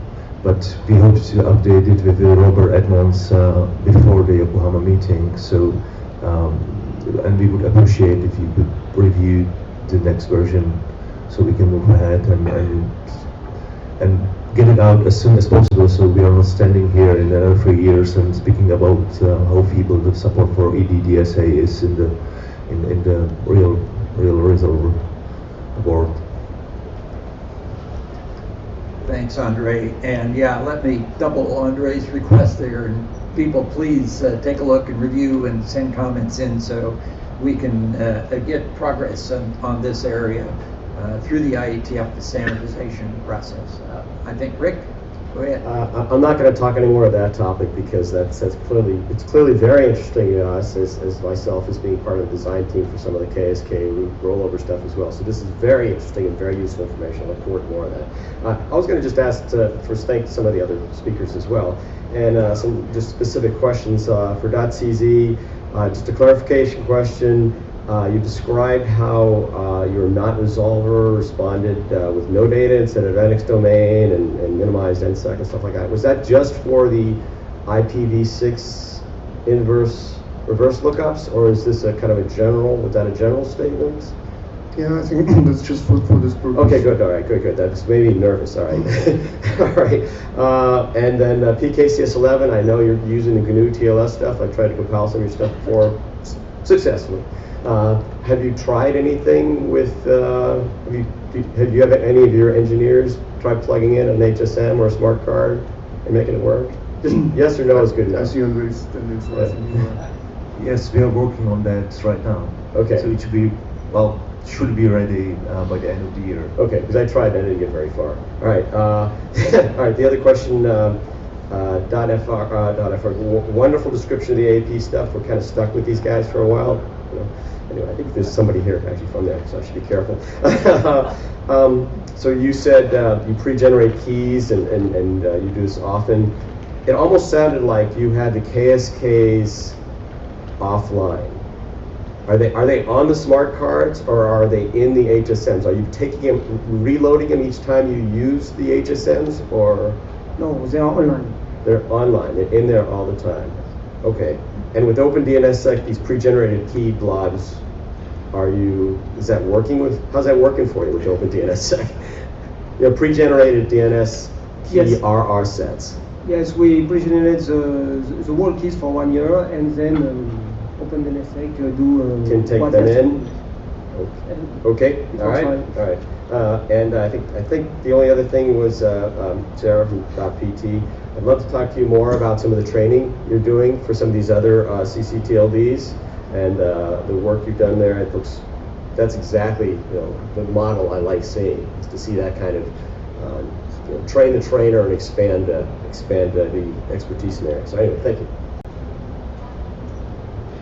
Okay, well, thank you, everybody. We've actually reached the end of the time on this session, actually very close to on time. And if anyone else has any last-minute burning questions, last chance to run to the mic. Okay. Russ, I would just say I thought it was great. I want to say thank you to Sara for bringing the fact that there's now a Portuguese CCTLD association. I thought that was great information that I did not have, and I just find it kind of cool about the way that we have the DNSSEC space and the growth in our communities, that we have both, now for you with the Portuguese, and also we have the AFTLT folks here as well. So just neat to see this continued evolution of the different parts of CCTLT spaces. So thank you. And thank everybody. This has been such an interesting session, and I have heard some really new things, new ideas. It's hard to know how long it'll take to have them reach fruition and success. And Dan was pointing to the coalition. I thought the idea of funding a research activity in a university by the CCE activity itself great idea. Get the students educated. For those that are in the university world, Roland, thank you for encouraging your students to work in this space. That's great. And to everybody for the panel, very interesting, great updates, and thank you. They'll be around for a little bit. Let's give one more round of applause. And now we have a break until 11 o'clock. We have water in the coolers up here. If people want coffee and tea, I'm sorry, it's not our fault. You have to go down to the first floor and buy it down there. That's just the way the conference center is set up.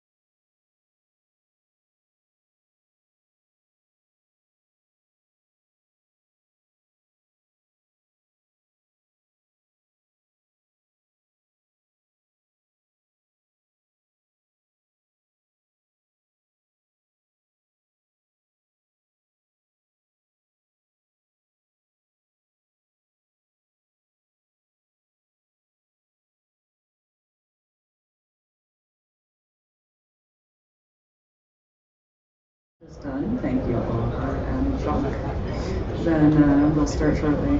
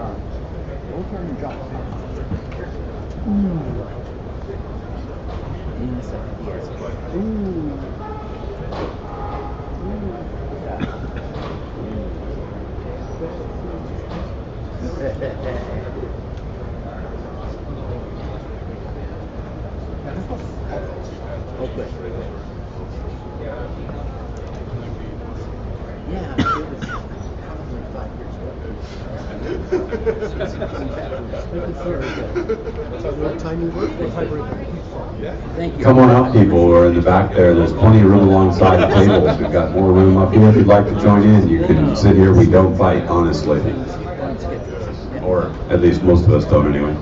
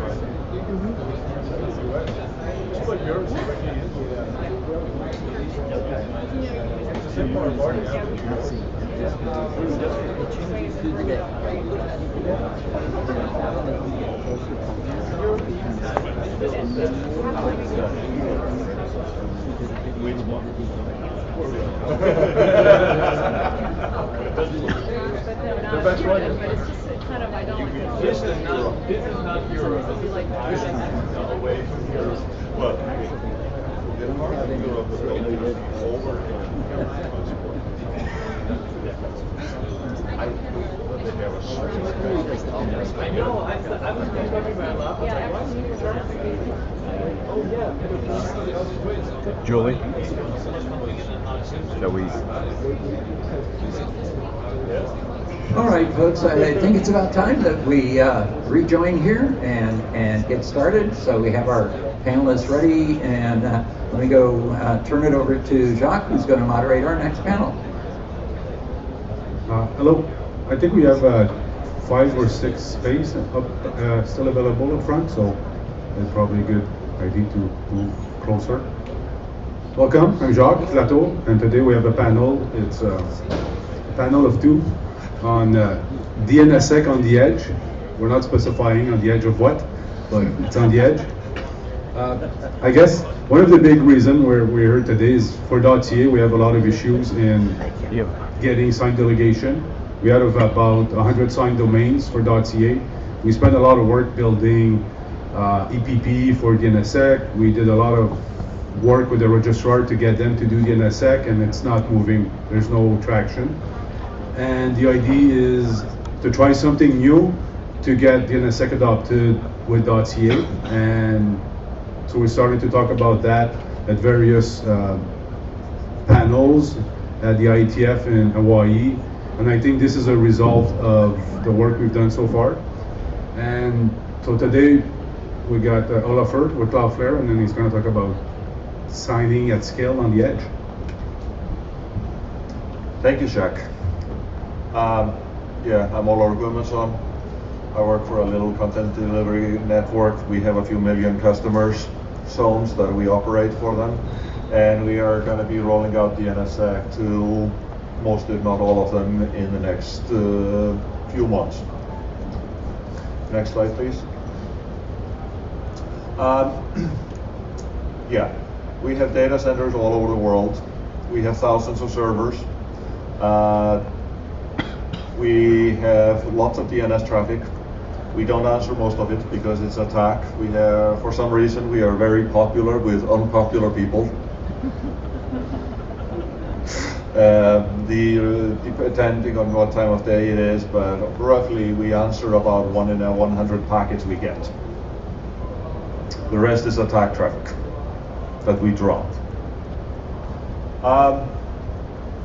So this map that you see on the screen is shows our current network map plus minus 1 week or two.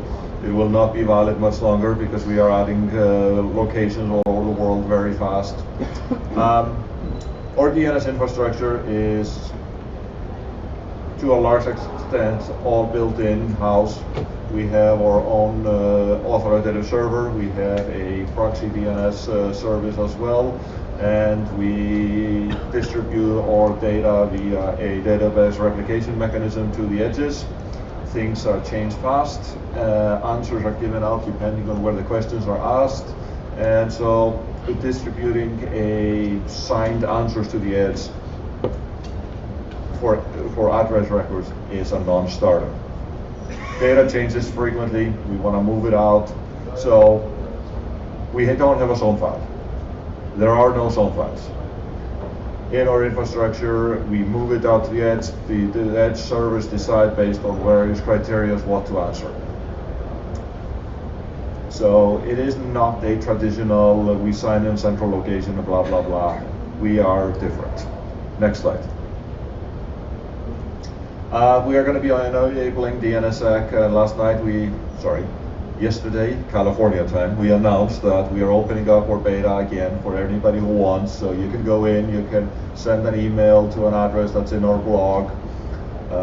Because of, I had to hand in these slides early, I did not get a chance to put the right address in there. And since then we have been getting a flood of people asking to join our beta test. We didn't expect this many. We are getting hundreds of requests to join the program. So no matter what people say, there might be a demand for DNSSEC, especially if you don't have to do much yourself. So we are taking the work away from people as much as we can, and we're taking over everything. Because we are going so real soon, most TLDs will be enabled. We are going to roll this out slowly, not overnight.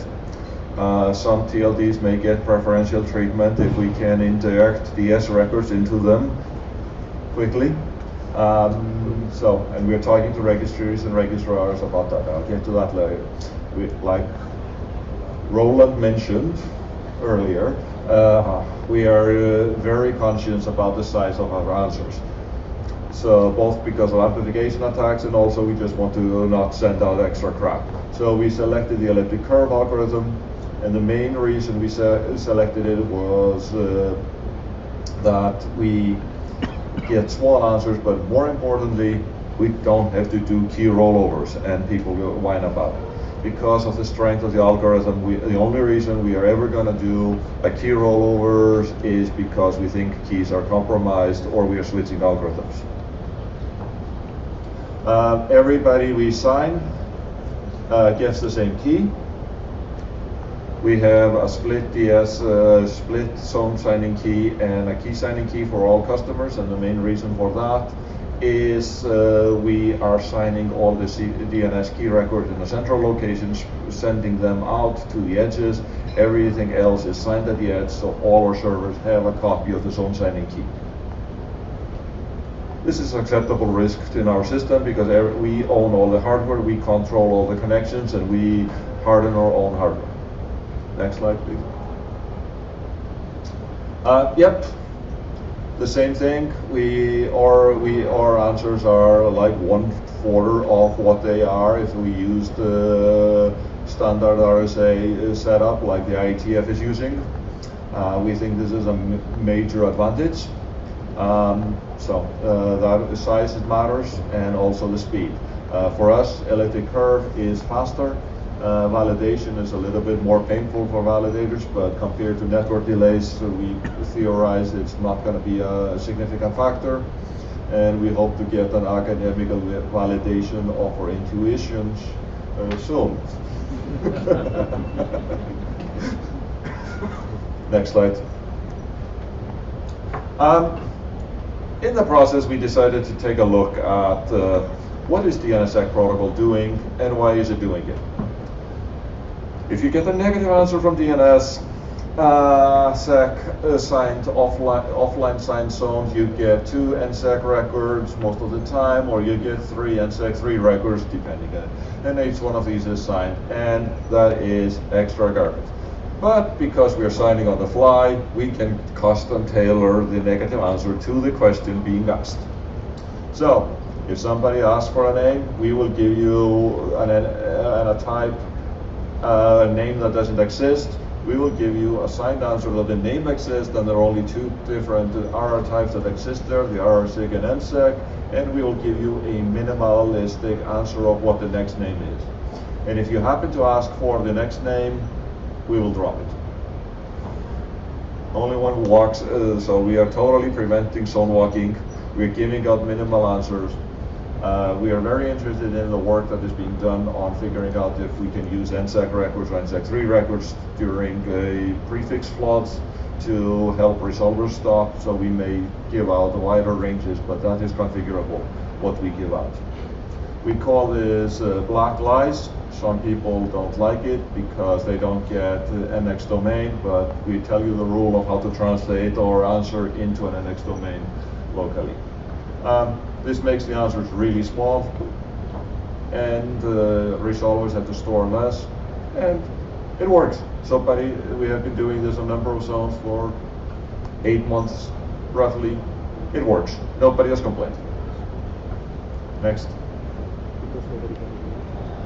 Okay, when somebody asks for a type at a name that exists, but the type doesn't,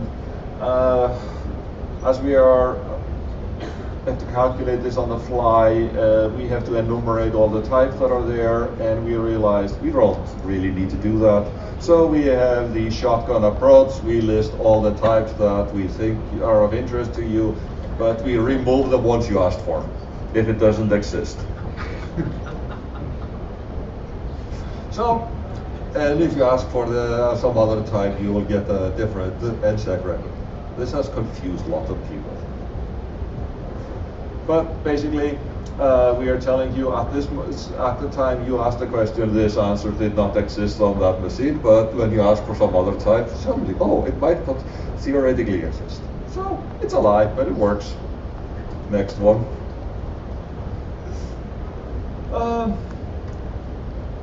Online signing. People have not wanted to do that. We are answering at scale. We are answering thousands and thousands of questions, or tens of thousands of questions from each one of our servers. In our first implementation, we had some code in there that said we're only going to generate so many questions per second with answers. Then we had one of our coworker. He sat down, did a little bit of optimization on the code, right now we have ripped out all the code that does valid checks on throttling. It is cheaper to sign than it is to compress the names. So that might be my next evil idea. So by cutting down the NSSEC records we send out, that helps us a lot. We reuse the signed SOAs, which we have to put in the negative answers. So that is, and so for every question we get, we answer it. We also have done another little hack, is that when somebody asks for any, we only give them in one record. Next, and the key distributions go by. Like I mentioned before, we control everything. We have a secure boot, we have secure software distributions, we trust our servers. And therefore we have no problem distributing this key to them. And it doesn't make it any less safe that we have only one key for all the DNS server zones, because if somebody steals one of our servers and keeps the power on and reads the key out of memory, it doesn't matter whether it's one key or 1,000 keys. They're all gone. Next one. We needed to address a number of things that normal operations don't necessarily do, or traditional is probably a better word than normal. We have a central signer for all the key records. We sign DNS key records centrally. We also publish CDS or CDNS key records for every zone that is DNSSEC signed, and we are going to doing that to allow uptake by registries, registrars, and others of the signed zones. We had to change most of our production system in one way or the other to support DNSSEC. This did not just involve doing the UI. We had to change how we distributed data to the edges. We had to change our databases.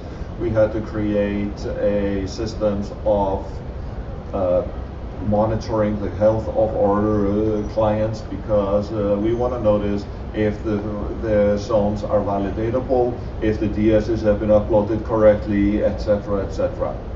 So we want this to work, and if something goes wrong, we will try to take whatever action is possible to fix things without involving the customer. Because when the customer is involved, that is a delay and very likely not going to happen. We are going to be supporting TLSA for all our zones. Right now we are not able to do that, but that will be coming early next year. So every DNSSEC signed zone will have TLSA records for them. We really, really would like to take the customer out of the equation of uploading DS records. Right now, this is the biggest frustration that people have. We tell them, go to your registrar, upload it, and we want like to be for us to give information to the customer of what to do, we have to know who the registrar is. Based on the who is information, we may have the accurate information, or we may not be able to get the information because we have been blocked by who is servers here and there. My best guess is we have 30% of our customers we know accurately who the registrar is. And even if we know the registrar, we may not know who is the reseller, which the customer is supposed to go to. Next slide. Yes, I am a DNS operator. According to the ICANN domain registration model, I don't exist. Can you repeat a bit louder? I do not exist according to ICANN. Yeah, the model assumes that the zones are operated by the registrant or registrar and reseller. There is no concept of a DNS operator. I have been a DNS operator for my friends for decades. Over a decade. Mark, hi. Mark Costa's down there and I have shared supporting each other's zones for a long time. So what Ondrej meant has been outside the registration model. So I can't talk to registries, I can't talk to registrars without having access to a customer account. I don't want access to the customer account because the customer wants to be able to, is afraid we might steal them. And we don't want to do that. So all we want to be able to do is to upload the SREC. Okay. I don't exist. For those offline, the monitor in here went offline. Okay, thank you. It's back. We need an easy way to upload DS records. We saw these presentations from the TLDs earlier today of the abysmal numbers of DNSSEC validatable zones. All of the zones, let's say 99% of them that are DNSSEC signed, are parked at registrars. I don't know how much traffic they get, but the inability to upload DSs is a real pain. It's not just having the user, the commercial entity, the registrar needs to go to supporting DNSSEC. They also need to support the algorithm in use. We get so many reports that these interfaces allow algorithm up to 8. They may allow some algorithm in the 250 range, but they don't allow the algorithm defined in the last 5 years. Because people assume nothing changes. They run old code, nothing changes. That's why the ICANN network here in this building does not support validation of the elliptic curve. I've complained about this at every ICANN meeting I've gone to since I started working in Cloudflare. Every time I'm told it's going to have to be fixed. It hasn't been fixed because they use a 3-year-old release candidate as a name server validator here. It's not a release, it's a release candidate. If ICANN can't to keep their stuff up to date, I don't know who can. So it's a long-term project of getting people to run modern stuff. The newer elliptic curves that are being proposed, I don't know how long it will take to get them supported in large numbers. So going through the exercises with the Canadians and a few other registries of how to do this, we have come up with a simple idea of how to upload it. Jacques will talk about it. The important things that come out of the DNSSEC, we are going to be publishing CDS and CDNS key records for the registries, registrars, and resellers to pick up, and the customers can look at them. And I want to change the dialogue to say, if a zone publishes these records, it is a signal they want to be validatable.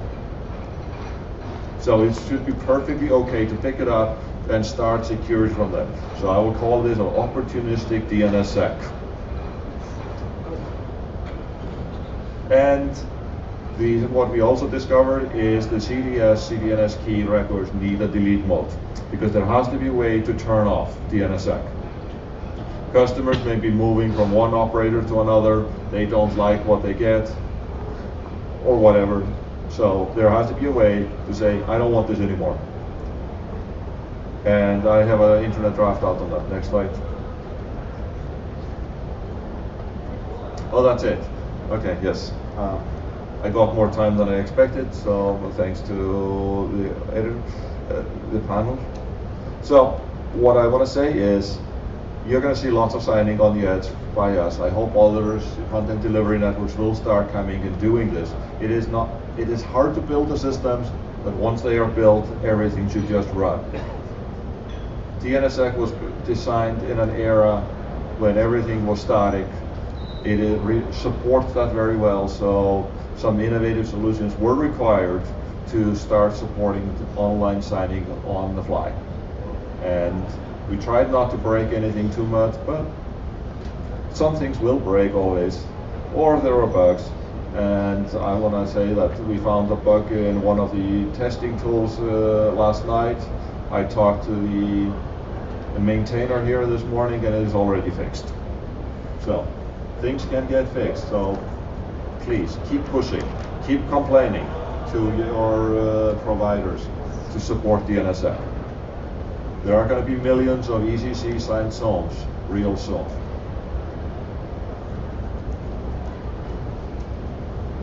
That's it.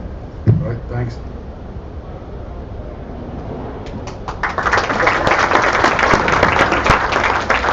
Question? Yeah.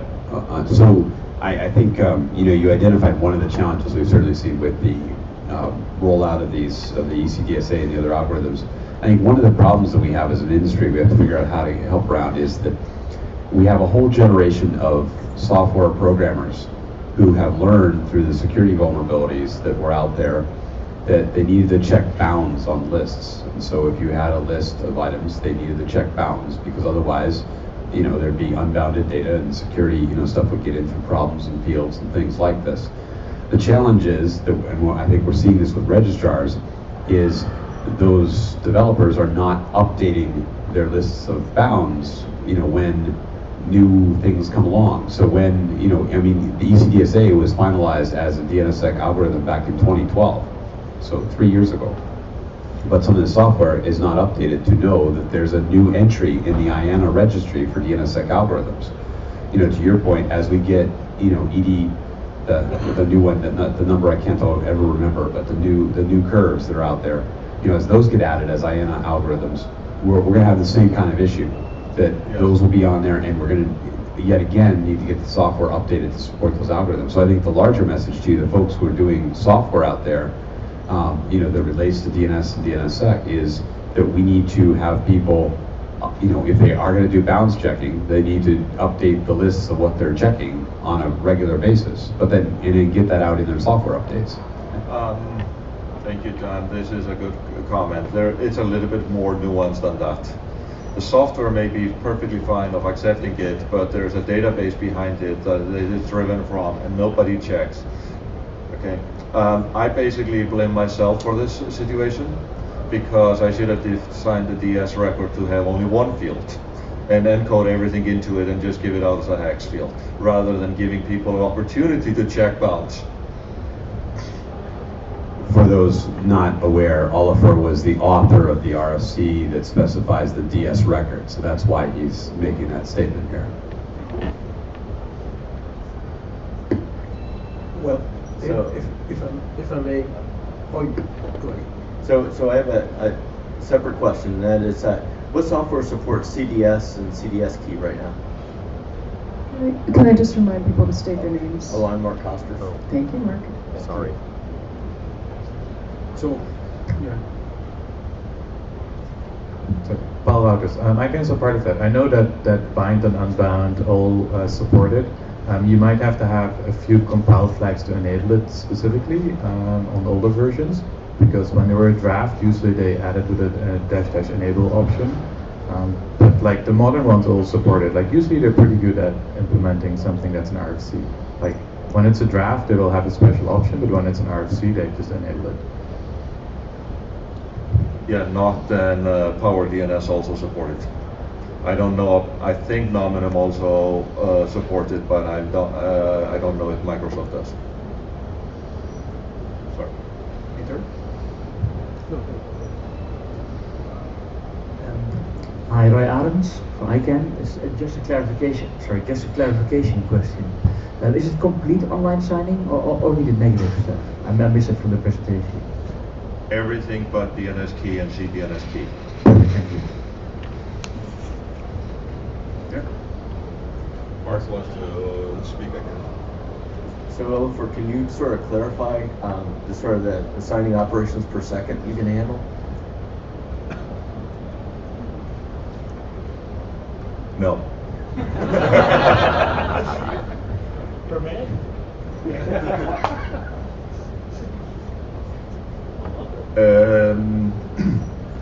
Hang on, that's 60 times no. A lot. I have lots of servers. Was that a lot per minute? I'm not authorized to answer a question. Erwin? Roland.pk. In Denmark we're a bit special and we don't follow ICANN, so we actually don't really have registrars, but we do have DNS operators. We're changing our system a little bit. There's a lot of issues I can't complain about. But from early next year, the DNSSEC operators, DNS operators will be able to upload DS records directly to the registries. Cool. Yeah, that's good. Okay. Roy, last question? No? All right. I'll do my Jacques. I'll do my presentation, and then we can have more questions after. Okay, I was just going to ask Oliver, do you have a sense yet of how many of those registrars that you're interacting with will enable you to interact with them? Or is it just Jacques sitting next to you? I'm a registry, no. Sorry, registry. And well, what's your sense? You know, you talked about you have this barrier of being able to interact with all your customers in there. Do you have a sense yet of what the size of that problem is? Or is it just everyone? I will work with anyone. Okay. Stay tuned for the official announcement next month. Okay.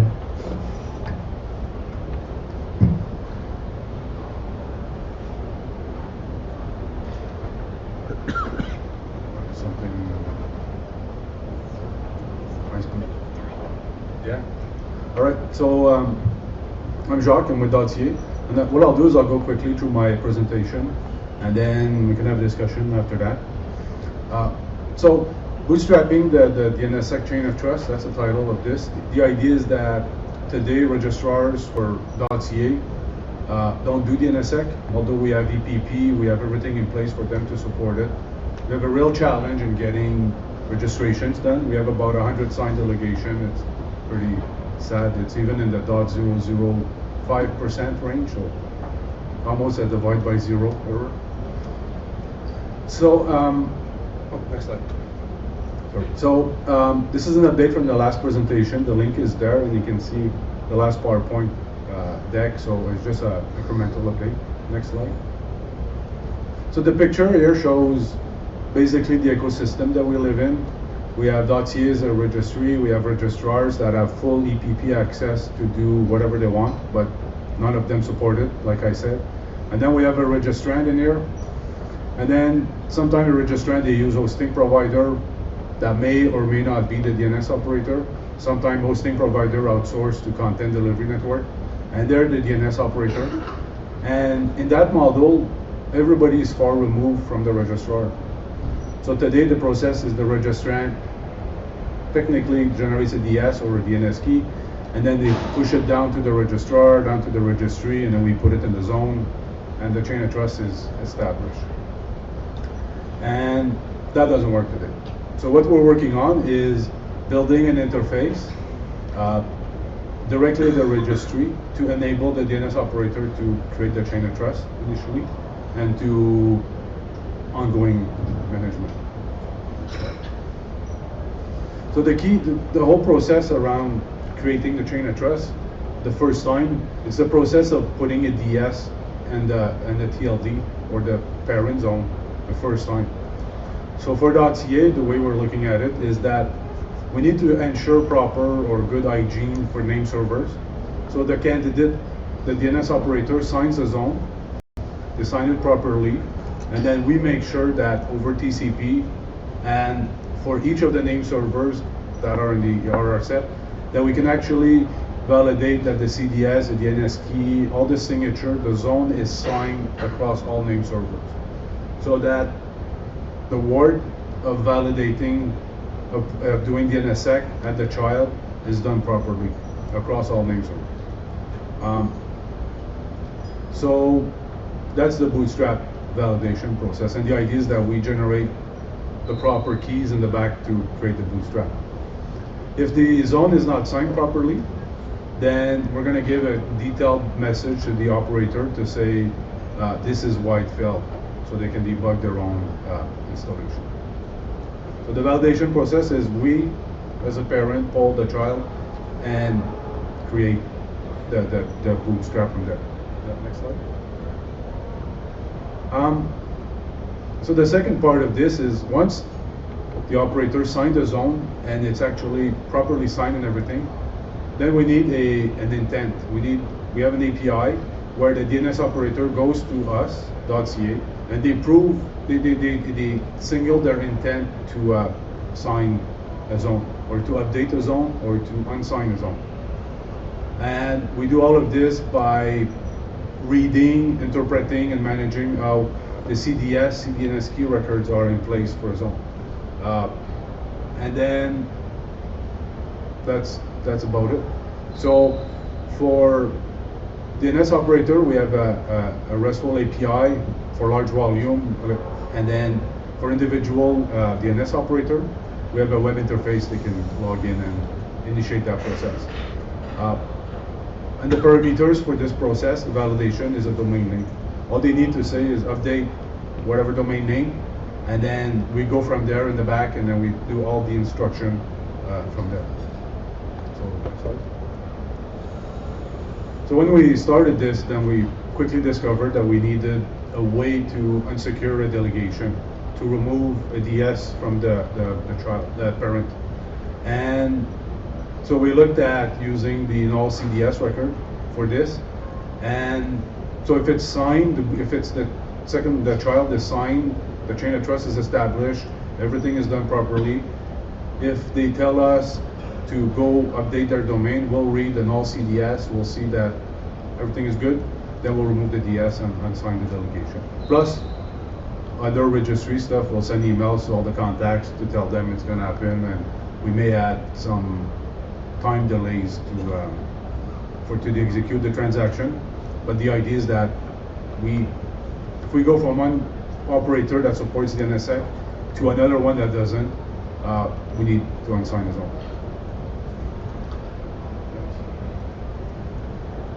So this is the bootstrap. Once the domain is bootstrapped, and then the next thing we're going to do is maintenance. So automated DNSSEC maintenance. So we'll use the CDS, CDNS key, and if on a daily basis we're going to pull the domain, check if there's changes, we need to do key rollover and all that, and then we'll read the CDS, CDNS key, and do all the instructions that are in there. So once technically a domain bind, we talked to bind and IC and a couple of other people to automate this, to automate domain key rollover with a CDNS key. So technically a domain should be auto-managed from there. There's no need for manual process from a registrant or a DNS operator. The chain of trust should be established, managed, and rolled over when necessary. We're looking at a policy. So the way we do this is we create the DS and we put it in the zone, so we're in control of the algorithms, the keys, and everything that goes in there. We're looking at notifying a scheme to notify contacts. How often we need to notify registrants of DNSSEC activities, if we need to notify, if they care actually, and what they can do about it. And like I said, we control the DS format. Next. So this is the model of the system. So we have a DNS operator with low volume that can access our system through a web interface. They need to authenticate and prove that they are wherever they are. And then they go to the web interface, and all they do is put a domain name, enter, and that's it. No other information. And then our validation engine is going to go pull the domain, grab the DNS key, grab the CDS, everything. We generate a DS, and then we have EPP module to submit that in our registry automatically. The maintenance part is ongoing maintenance to update CDS, do key rollover, and all that on behalf of the DNS operator. Now we have an API RESTful interface with some sort of authentication or an access list to make sure that it's controlled, and then that's about it.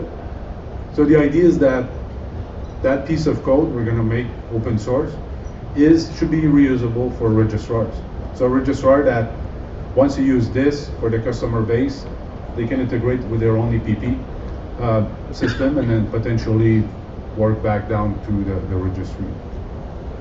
So the idea is to not have the registrant create a DS, copy the DS to a web interface with a registrar, having to deal with issues with algorithms that are not supported and all that. To remove the frustration is to automate the process, make it super easy for the DNS operator to sign, have a good enough trust model to create the chain of trust, and to go from there. if a registrant or a DNS operator is not comfortable with this model, they can always use the registrar EPP interface through an authenticated account and follow the right process or a different process. So that's an alternative way of bootstrapping, plus a system to keep domains up to date. So right now we're working to write our code.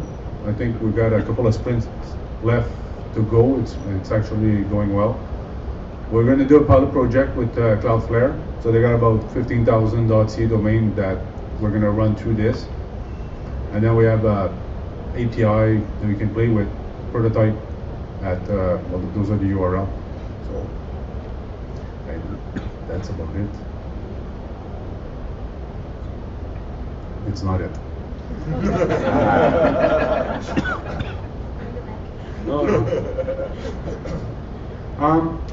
So we're working on building the framework. It's evolving. I think in the beginning we made it way more complex than it is now. Now it's more simple. There's been a lot of feedback, a lot of criticism, a lot of positive support, negative support. So we try to integrate everything to make this work. We talk with Bind and OpenDNSSEC to have the CDS process work. The idea there is that if you want to sign your zone but not automatically delegate, then you sign it and you just have a DNS key record.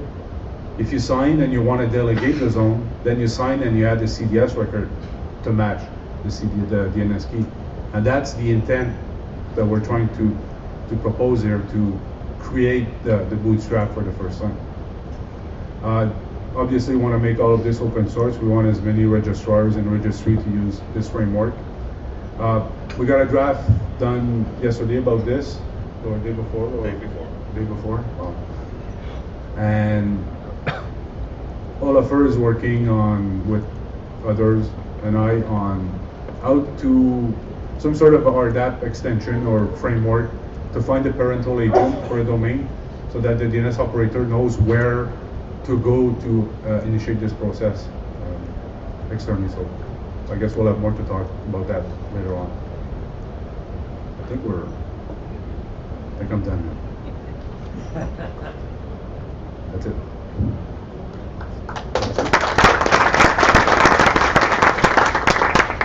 I have a question, Jacques. It's Dan York. Thank you, Julie, for the reminder on the names. So how are you dealing with the authentication of of who gets to make these updates directly into the registry database? Well, the framework's a bit different. It's not the who gets to make the update. If you sign your zone and it's properly signed and it's got a DNS key and a CDS, that means you want it delegated. So the API is there. Instead of us polling 2.5 million domains every day, it tells us go poll this domain, and if it's all done properly, it gets delegated. Okay, but I'm just wondering, I mean, if I'm an attacker and I decide to set up a site and I want to try to spoof your site, can I, or spoof somebody's site, can I mean, what's the protection of somebody putting bogus information into the registry through the API? How is it authenticated there? Well, the attacker needs to accomplish that they are not going to be picked up by any of Jacques' probes, because the Jacques system goes out and asks all the listed name servers, do you have the same information?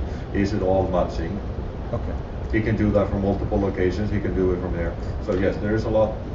I think worrying about this part is it has kept us in the place we are in today. Okay, well, I want this to succeed, but I'm just trying to. That's one of the issues that I've had raised was could an attacker get in there, and do that, even if it was more to deny, to cause a problem and deny an issue. But I see Paul and Roland both wanting to say something. So, one of the reasons, apart from the fact that there was this argument that people can get at your customer if you go through the EPP channel, if you go outside the EPP channel, is of course that you have a separate channel to establish trust in the key, right? It's outside of the DNS, and now it's taken into the DNS also to do the bootstrapping. So it's in essence is trust on first use. Yes. Have you considered, because you have this API to start the polling, have you considered asking the person that requests the poll to include the key in that request? Because then you again bootstrap the trust through a separate channel where the person says, poll me now and this is the key I want you to poll me for. Have you considered that? Yes. So the answer is yes. And why did you not do it? So, okay, so I'm Paul Wouters, so I helped a bit on the prototype implementation and the considerations for it. If you do anything that like the IEC DLV did, like adding a token to the zone to prove that you own the zone, you're not adding more proof than the CDS record. No, that's not what I'm arguing. They have a separate system that you tell poll my zone. Yeah, that's a web API, or it's a web portal, or it's a RESTful API. That is a separate channel. If you submit the key in that channel, and then you have two sources of information, one is the DNS and one is that channel, and you combine the two and they match, then... So that channel is not necessarily authenticated? It isn't, but the same is true for, No, because then you have the additional problem. Now the CA needs to get, a million end-user credentials on their system to talk directly to, like you've just moved the problem. Now you have to prove that you're talking to the registrant or the DNS hoster that is responsible for running the registrant domain zone. And that's exactly the problem we're trying to avoid here, because that's what's not working. So I run the registry. I got authoritative name servers listed for a domain, and if I can't trust those name servers in my registry that these are the guys running the domain, if they're compromised, they're compromised. And most likely, if they're compromised, they're not going to sign the domain. They got other stuff to do. They will also wait a couple of days, so they will probe over the course of a number of days. So it's not just like a quick takeover. You need to keep a sustained attack on all name servers going from different views in the world. So I mean, if you get to that point in the attack, you basically own the domain already for all practical purposes. I have a follow-up question to that, owning the domain, because one of the one obvious attack vector is now that if I'm an operator and I want to log somebody into me as an operator, I sign the domain and I refuse to unsign it. Can registrants override the secure delegation through the registrar channel? Yes, they could, yes. Okay, perfect. Manually, yeah. Anything that comes through the registrar interface should override whatever automated systems have done.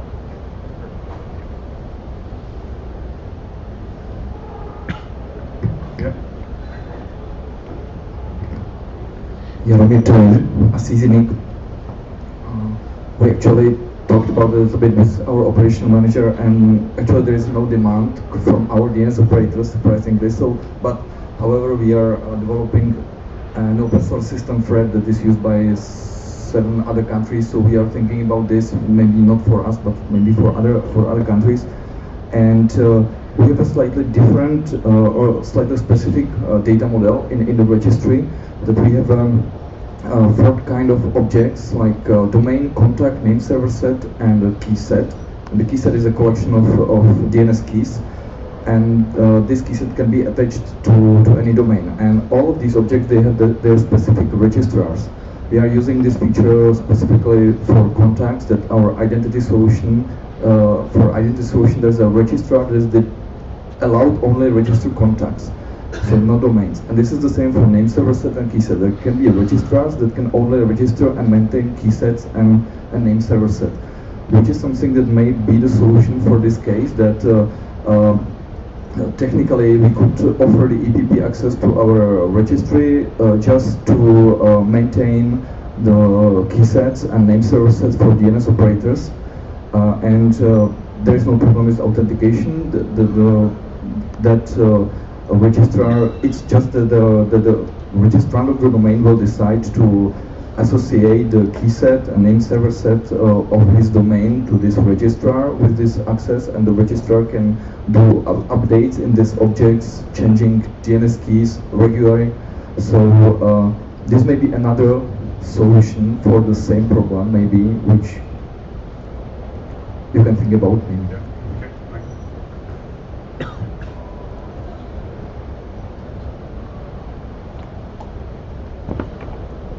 early, Jacques. You still have time. So any other questions or issues?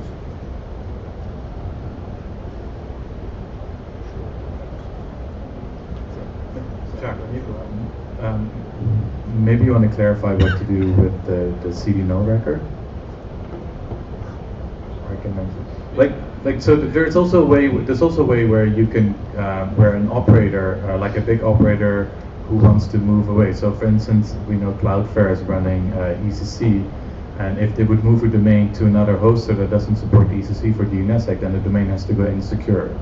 So again, to go through the registry and getting this done is not an automated process. So the draft that we wrote actually introduces a null CD record that specifically instructs the registry to remove all all DS records at the parent.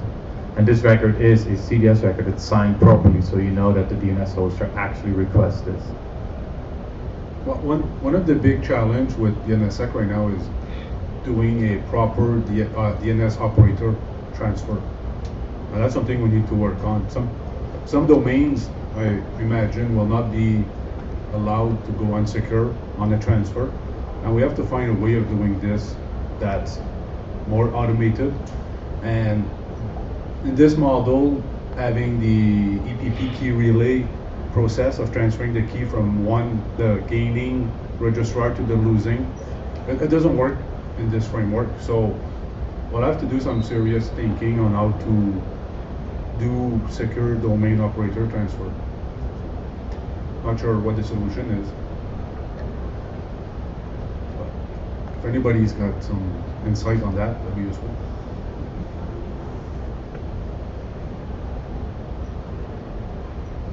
That's it. Thank you. Thanks, Jacques. Thanks, Oliver.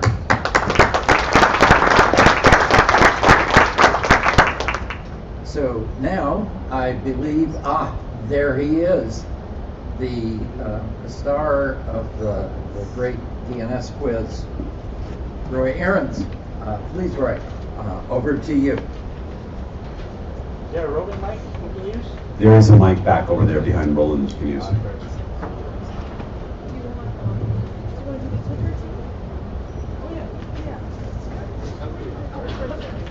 Does it work? It works. Is there a clicker? Oh, so this was really a last minute thing. Well, Julie puts the slides on. Because we have a slacker in our midst, I won't say who. So what you'll see is we're all looking at him. What you're about to see is basically a bunch of recycled questions that most of you have seen before and hopefully forgotten. So this is the great DNSSEC quiz. We've done these before many times, and the idea now is what I at least proposed to the group this morning. The idea now is that we keep on doing them, provided that you provide us with interesting questions that we can turn into a pub quiz. Okay, so in front of you, hopefully, or near you, you have the back of the form with 12 entries that you can fill out. So a pub quiz typically is something, a simple question with a multiple choice answer. Do we have more forms for the people in the back? There were some one was put down at every seat, so look around you. Good question. The question is, if this is a pub quiz, where's the beer?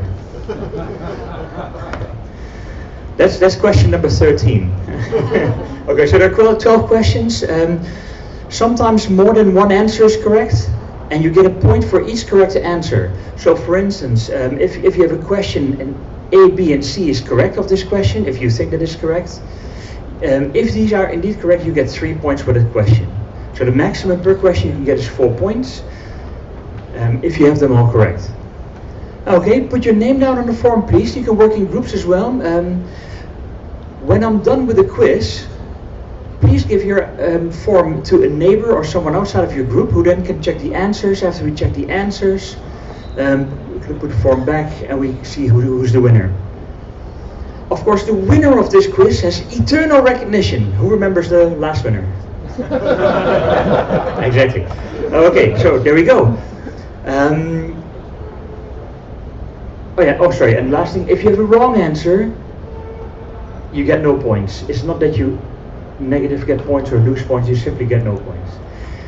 So, question number 1, I'll do this fairly quick. I need to read off the screen, I'm sorry for that. Which top-level domain has the largest deployment of DNSSEC? Was it A, DE, B, SE, C, NL, or D, BR? And this is in absolute numbers, so not relative numbers, like how many percent per registration. In absolute numbers, who has the largest deployment of DNSSEC? What I mean is the largest amount of signed delegations. Number 2, which of these top-level domains deploy DNSSEC? Is it A, AEC, B, TK, C, TV, or D, MX? Please don't use your laptop to find the answers. Thank you. Okay, next question. Which keys are mandatory in a DNSSEC signed zone? If you think this is complex, you better stop now. There will be more complex questions later. So is it A, the ZSK, B, the KSK, C, the CSK, or D, the ESK? So which keys are mandatory? Number 4, what does the AD bit stand for in a response? Is it authenticated denial, anno domini, C, access denied, or D, authenticated? Question 5. If I go too fast, put up your hand and I'll slow down a little bit. 5. What does the DO bit stand for in a DNS query? Is it DNSSEC off, DNSSEC on, DNSSEC out, or DNSSEC over?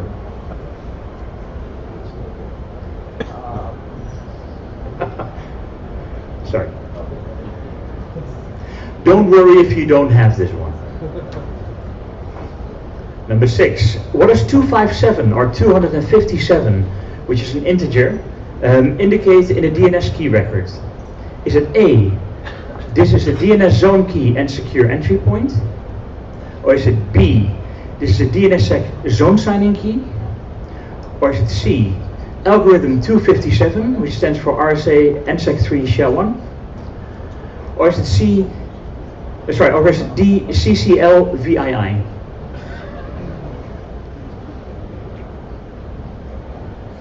Number 7. Which of these 4 are valid DS algorithm? Is it A, SHA-1,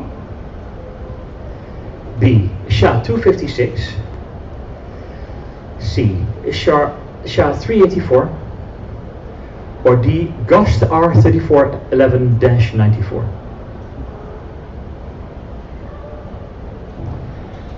Number 8. When was the root KSK rollover? When was the root KSK rollover? Was it July 2010? Was it January 2012? Was it C, it has never rolled? Or was it D, the KSK is rolled every 3 months? Now, how nuanced are you being here? 9. What does the CD bit stand for in a DNS query? Is that compact disk? Checking disabled? Cryptographic device? Or is it change directory? Question number 10. What does KSK stand for? Key signing key? A kill switch key? A key switch key? Or Kappa Sigma Kappa?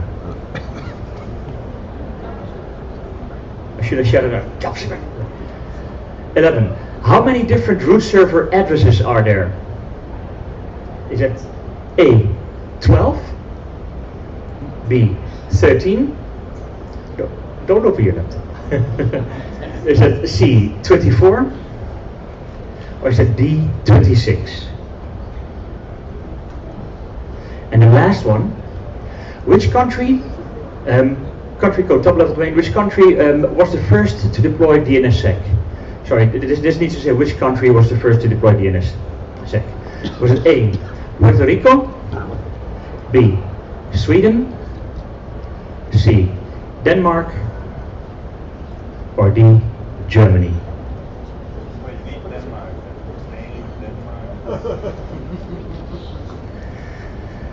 Okay, so again, make sure you've put your name on the form, right? Hand it out outside of your group or to your neighbor, so we can now go over the answers.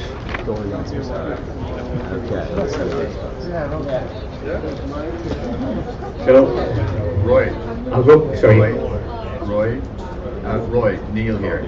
I have a question about the scoring scheme. Oh, there, sorry. Yes.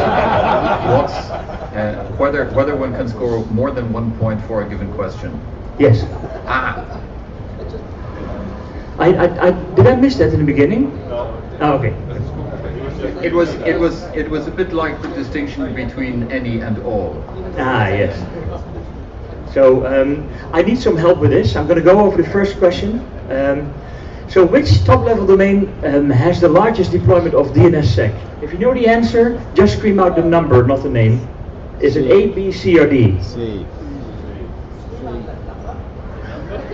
Sorry, sorry.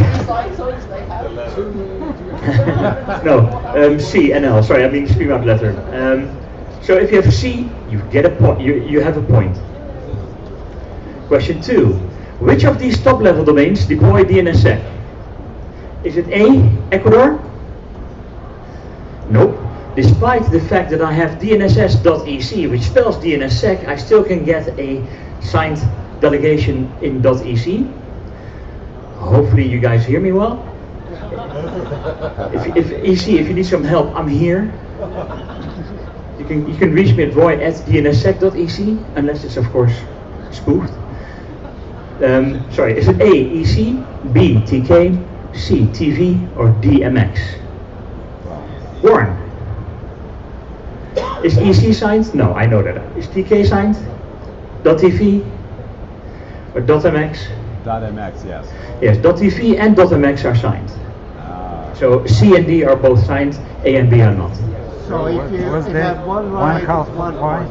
So you get 1 If you have one right, you have 1 point. If you have two correct, you get 2 points. If you have one wrong, you don't get any point for that one wrong you have. So. Yeah.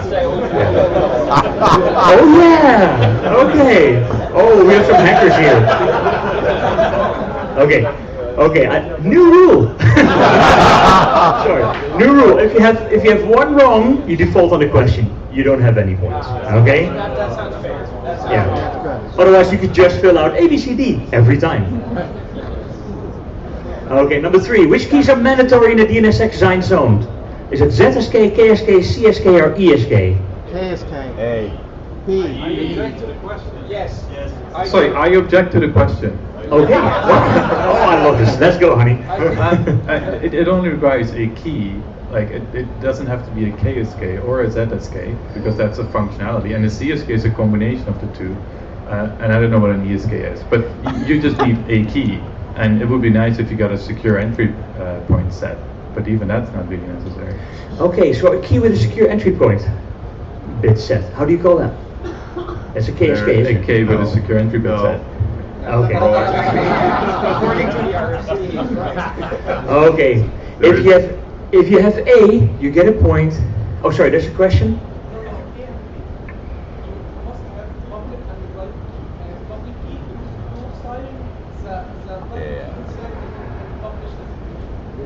That's correct, but that's not actually here. So you're right. You need to publish the publish key, and you need to keep the private key private.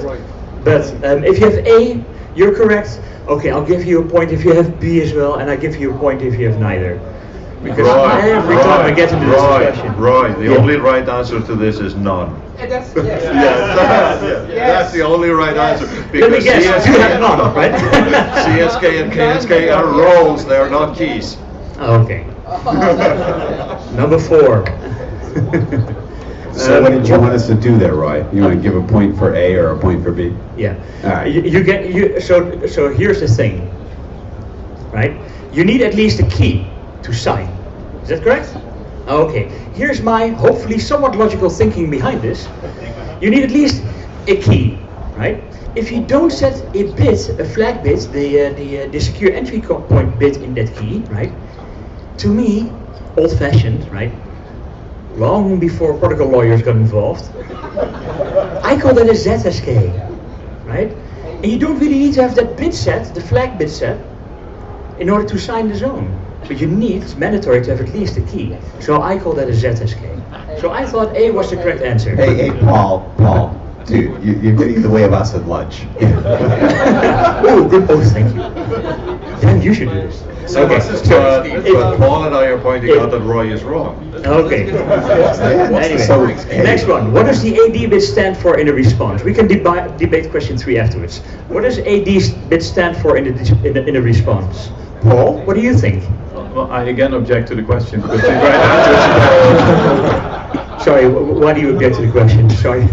Lunch is off. the answer is authenticated data, which is not listed there. Not true. That might be clarified in a later draft, but in the stuff that I wrote, is authenticated. Okay, number 5. And there is one other very fundamental rule in the regard of a dispute. The narrator is always right. Yes, thank you. Okay, number 5. D. It was D in that last one. D. Yeah, DNSSEC is over. I made a stupid mistake here this morning. In my rush, I should have entered DNSSEC OK, but it's not on the screen. It's so simple. I thought so. The right answer is none. Okay. Sorry, I did mess it up, did I? Okay. So question number 6. What does 257 indicate in a DNS key record? Is that A, a DNS zone key and secure entry point? Or B, a DNSSEC zone signing key? Or C, algorithm 257? Or D, CCL VII? A, subject to Paul's objections, I'm sure. Okay, A is correct. A is correct. It's a DNS zone key and secure entry point. And that's actually the literal meaning of having these 2 flags, bit I think 15 or 16 and bit 1 set. It means DNS zone key and secure entry point. Next one, 7. Which are valid DS algorithms? A, B, and C, D. Yep, A, B, C, and D, all of them. So 4 points if you have all of them. Subject to Paul Wouter's objection. No, he's just wrong. No, I'm just checking IANA right now. What if IANA is wrong, Paul? IANA per definition is never wrong. Oh, okay. That's the whole game of IANA. Roy, you should have filed an errata. So, Roy, what if you have a few but not all of them? Do you get no points or some points? No, you get if you have 1, you get 1, 2, 3, 4, right? So if you have a subset, you get. So Paul gets 2 points. Yeah. Okay, 8. This is a trick question as well. When was the root KSK rollover? Was it in July 2010? Objection. Yeah. What is? Was it January 2012? C. Has it never rolled? Or D. The KSK is rolled every 3 months. Now D is wrong. We roll the ZSK every 3 months. C. It has never rolled is also not correct. No, it's going to be A, right? Yeah. B. January 2012 is not it, so it's A. Yeah. The DERS rolls to the current key. There's a nuance. There's a nuance there, right? It's, you know. But this is why I'm sorry, guys. I need to get a 1-up for the protocol geeks. So this is the one that I debated with him last time and remembered my own rule for this, that the narrator wins. I don't agree that DERS was a key that was rolled, but Roy's right. Thank you. Number 9, keep in mind, I had to copy the questions from earlier presentation. So number 9, what does the CD bit stand for in a DNS query? A, compact disk. B, checking disabled. C, a cryptographic device. Or D, change directory. B is correct. It's checking disabled. Number 10. What does KSK stand for? That would be A key signing key. Number 11. How many different root server addresses are there? I have no idea. So 11. How many root servers are there? 12, 13, 24, or 26? D. Oh, what did I say? Oh, sorry, root server addresses, yeah. Root server addresses are there. That's correct, C, 24. There are 13 IPv4 and 11 IPv6 addresses.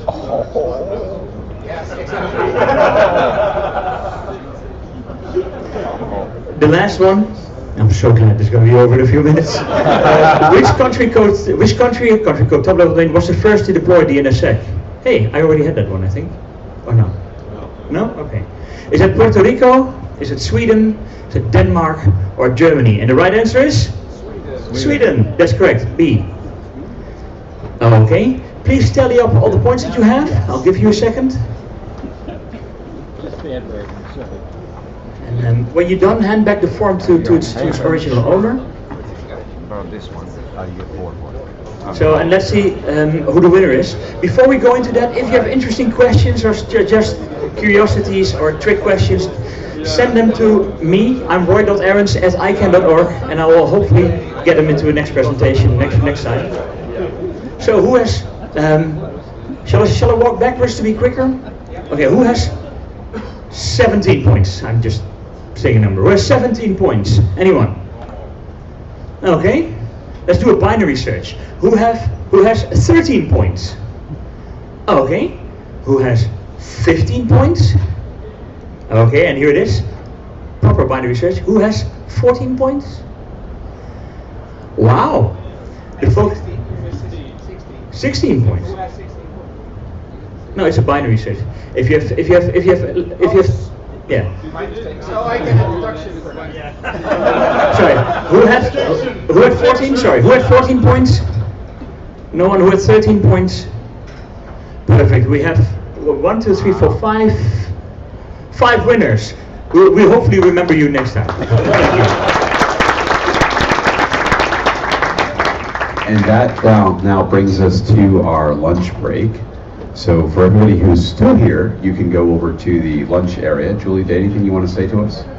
Yeah, actually they're going to have to move a few chairs so that they have space to get the food in back there, because we put in extra chairs because we were getting kind of full. So just give them about 5 minutes while they, and the people in the back row buy the food, if you wouldn't mind moving, they'll move the chairs and get the food in place. So maybe about 5 minutes or so, and once you see the food, then we're ready to go. Thanks, everyone. And then we'll be back here at 1:15, please. We'll start back up for the remainder of the sessions with our DNSSEC application. So look forward to talking to y'all. We'll see you at 1:15. Oh, hey, I have one more thing. Is Vicky still here? Okay. Vicky from ISC has these DNSSEC for bind quick reference guides that she's made up, that folks there made up. She'd love some feedback on them. So if you are a bind user and you would like to check out this reference card she has that talks about DNSSEC for bind, she would like to give you one of these and also get any feedback that you may have. So she's back there waving the card up there. Go see her. She has a bunch of these and she'd like to get them out for feedback from folks. Thanks all. See you in a bit. Okay.